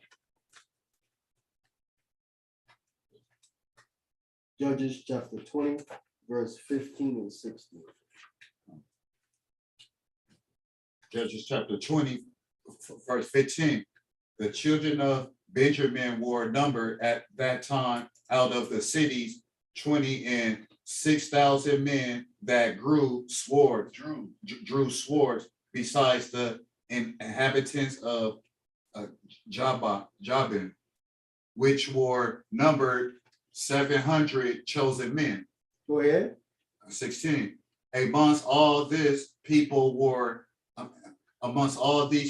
there were 700 chosen men left-handed.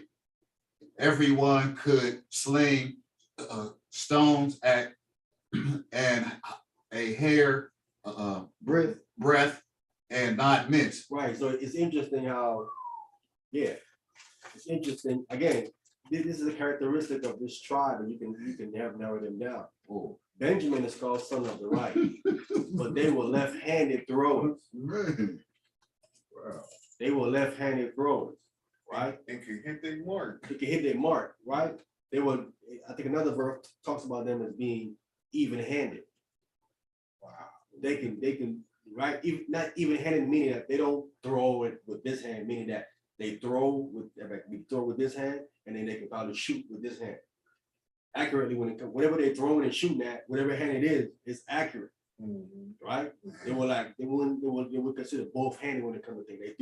They do things with both their hands accurately. They ain't just like one hand. They can do this hand is perfectly and this hand too as well. This is something again. That's a fighter, right? Yeah, they not right. You have some boxers who can do they can do both soft paw and the other way too as well. You know what I'm saying? They can do both. I think that brother is like that. That dark skin brother is like that. Who- What's his name again? Crawford. Yeah, He can do both. He can go Both of south. them do. He can do Spencer both. do too. Yeah. No. Spencer don't box? He don't box southpaw like that. Yeah, I mean, Crawford can do both. He's not orthodox. You always see Spencer in the southpaw stand. Come. I've seen him fought the other way though. When was this? They talking about he's the greatest boxer, but he gotta be able to box both ways. No, Crawford is the one that can do both. I know, get Crawford. He can switch Get easy. Crawford. He has to do it on both sides. But again, these guys don't use these things to identify these tribes, right? So this is how you're supposed to track the tribe. Definitely, They because supposed to be- these things stick with them. Left-handed. This is gonna be passed down to the tribe. They're gonna be left-handed people. They accurate, they're left-handed. They can throw a sling, you know, they can throw a rock and all that stuff. They don't look at these things. If you look at these things, these people are scattered all over the place. Like a lot of baseball players. Like the baseball. Usually. Right. Okay. These are the left-handed people. So we have that about them. Right. Again, we had a situation with them. This is this chapter here can talk about them how they almost got wiped out. Right. This Judges the 20th chapter. I said the 18th, the 20th chapter. And they got wiped. Yeah, Judges 20 and 21. Talks about Benjamin, how they went off when they came a wolf. Right. It got crazy. Now we know the last wolf we want to bring up before we finish this off is going to be Paul.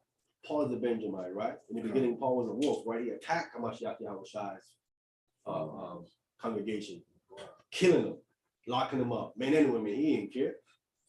He talks about this in Galatians chapter 1. You want to read? He talks about this in 1 Timothy chapter 1. He talks about this. He talked about also in Acts chapter 9, Acts chapter 8 and stuff. Talks about it. You know, different. He talks about himself too as well in different chapters in Acts. We ain't got time to cover it, but you know where to find these verses at. Paul thought I was a straight wolf, but then he was converted. And now that was channeled into something positive, right? I think that's the conversion that I was talking about. He convert. I think that's where I was kind of going with that earlier. But Paul getting converted from being like that. So that'll be the last wolf we can talk about. Yabana, you want to say something? No, I was gonna say something about, because since we was talking about Crawford and Spencer, Spencer is actually a Jamaican descent, but he was raised in New York and then he moved to Houston. That's why he has that country accent. Say Crawford? No, Spencer. Spencer, okay. But they're gonna be saying, oh, he's Jamaican, he's a Benjamite because he, but I don't see nothing Benjamin about him. Oh, I see, so you know. So yeah, there we have it, man. So that's it. We finished the tribe of all the tribes. The last time we went through and we finished the chapter. We was there in Genesis. So that will complete all the tribes. That's part 2. We did part 1. We did a part 1A, and then today we did the part 2, trying to finishing off the tribes, right? So in part 1A, we finished up with 28, Genesis 29, 20 all the way down. Now we came back and we finished up from Judah back all the way down to Bacon. So that completed it. So but wait a minute, we still have Judges 20 and 21, right? no. Okay. We read Judges 20, 15, and 16. I mean Judges 20 and 21 at the chapters. That talks about how Benjamin was going off and they almost got wiped out and all of that stuff. So again, we have time to deal with all of that. So we're gonna leave it there. Anyone can go back and read those verses and see how they were acting like wolves. And we know about Paul. I quoted the verses where Paul was being a wolf. So he made havoc at the church when he first started out and stuff like that. Right. So That's your rooster roar. well, I hope, man, you say, tonight they're having that jackpot is over $1 billion. Over $1 billion, man. So see how that goes, man. See how that goes. With that, if there's any other questions, any questions before we get ready to close this thing out? Any questions? Anybody? Finally got through the strides and stuff. All praises to the Most High for that.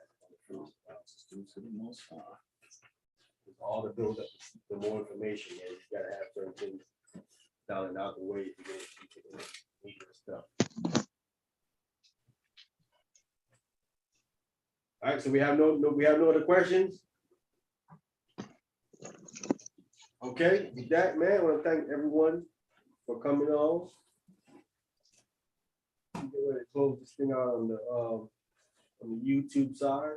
Again, anyone can reach out, leave a comment on YouTube. I get the notification. I can answer any questions. You can email me directly at james1n1@stcglobal.net. I'll return the email. I can reach you there. Any questions you have, any correction, if you might have anything I brought out, you can reach out.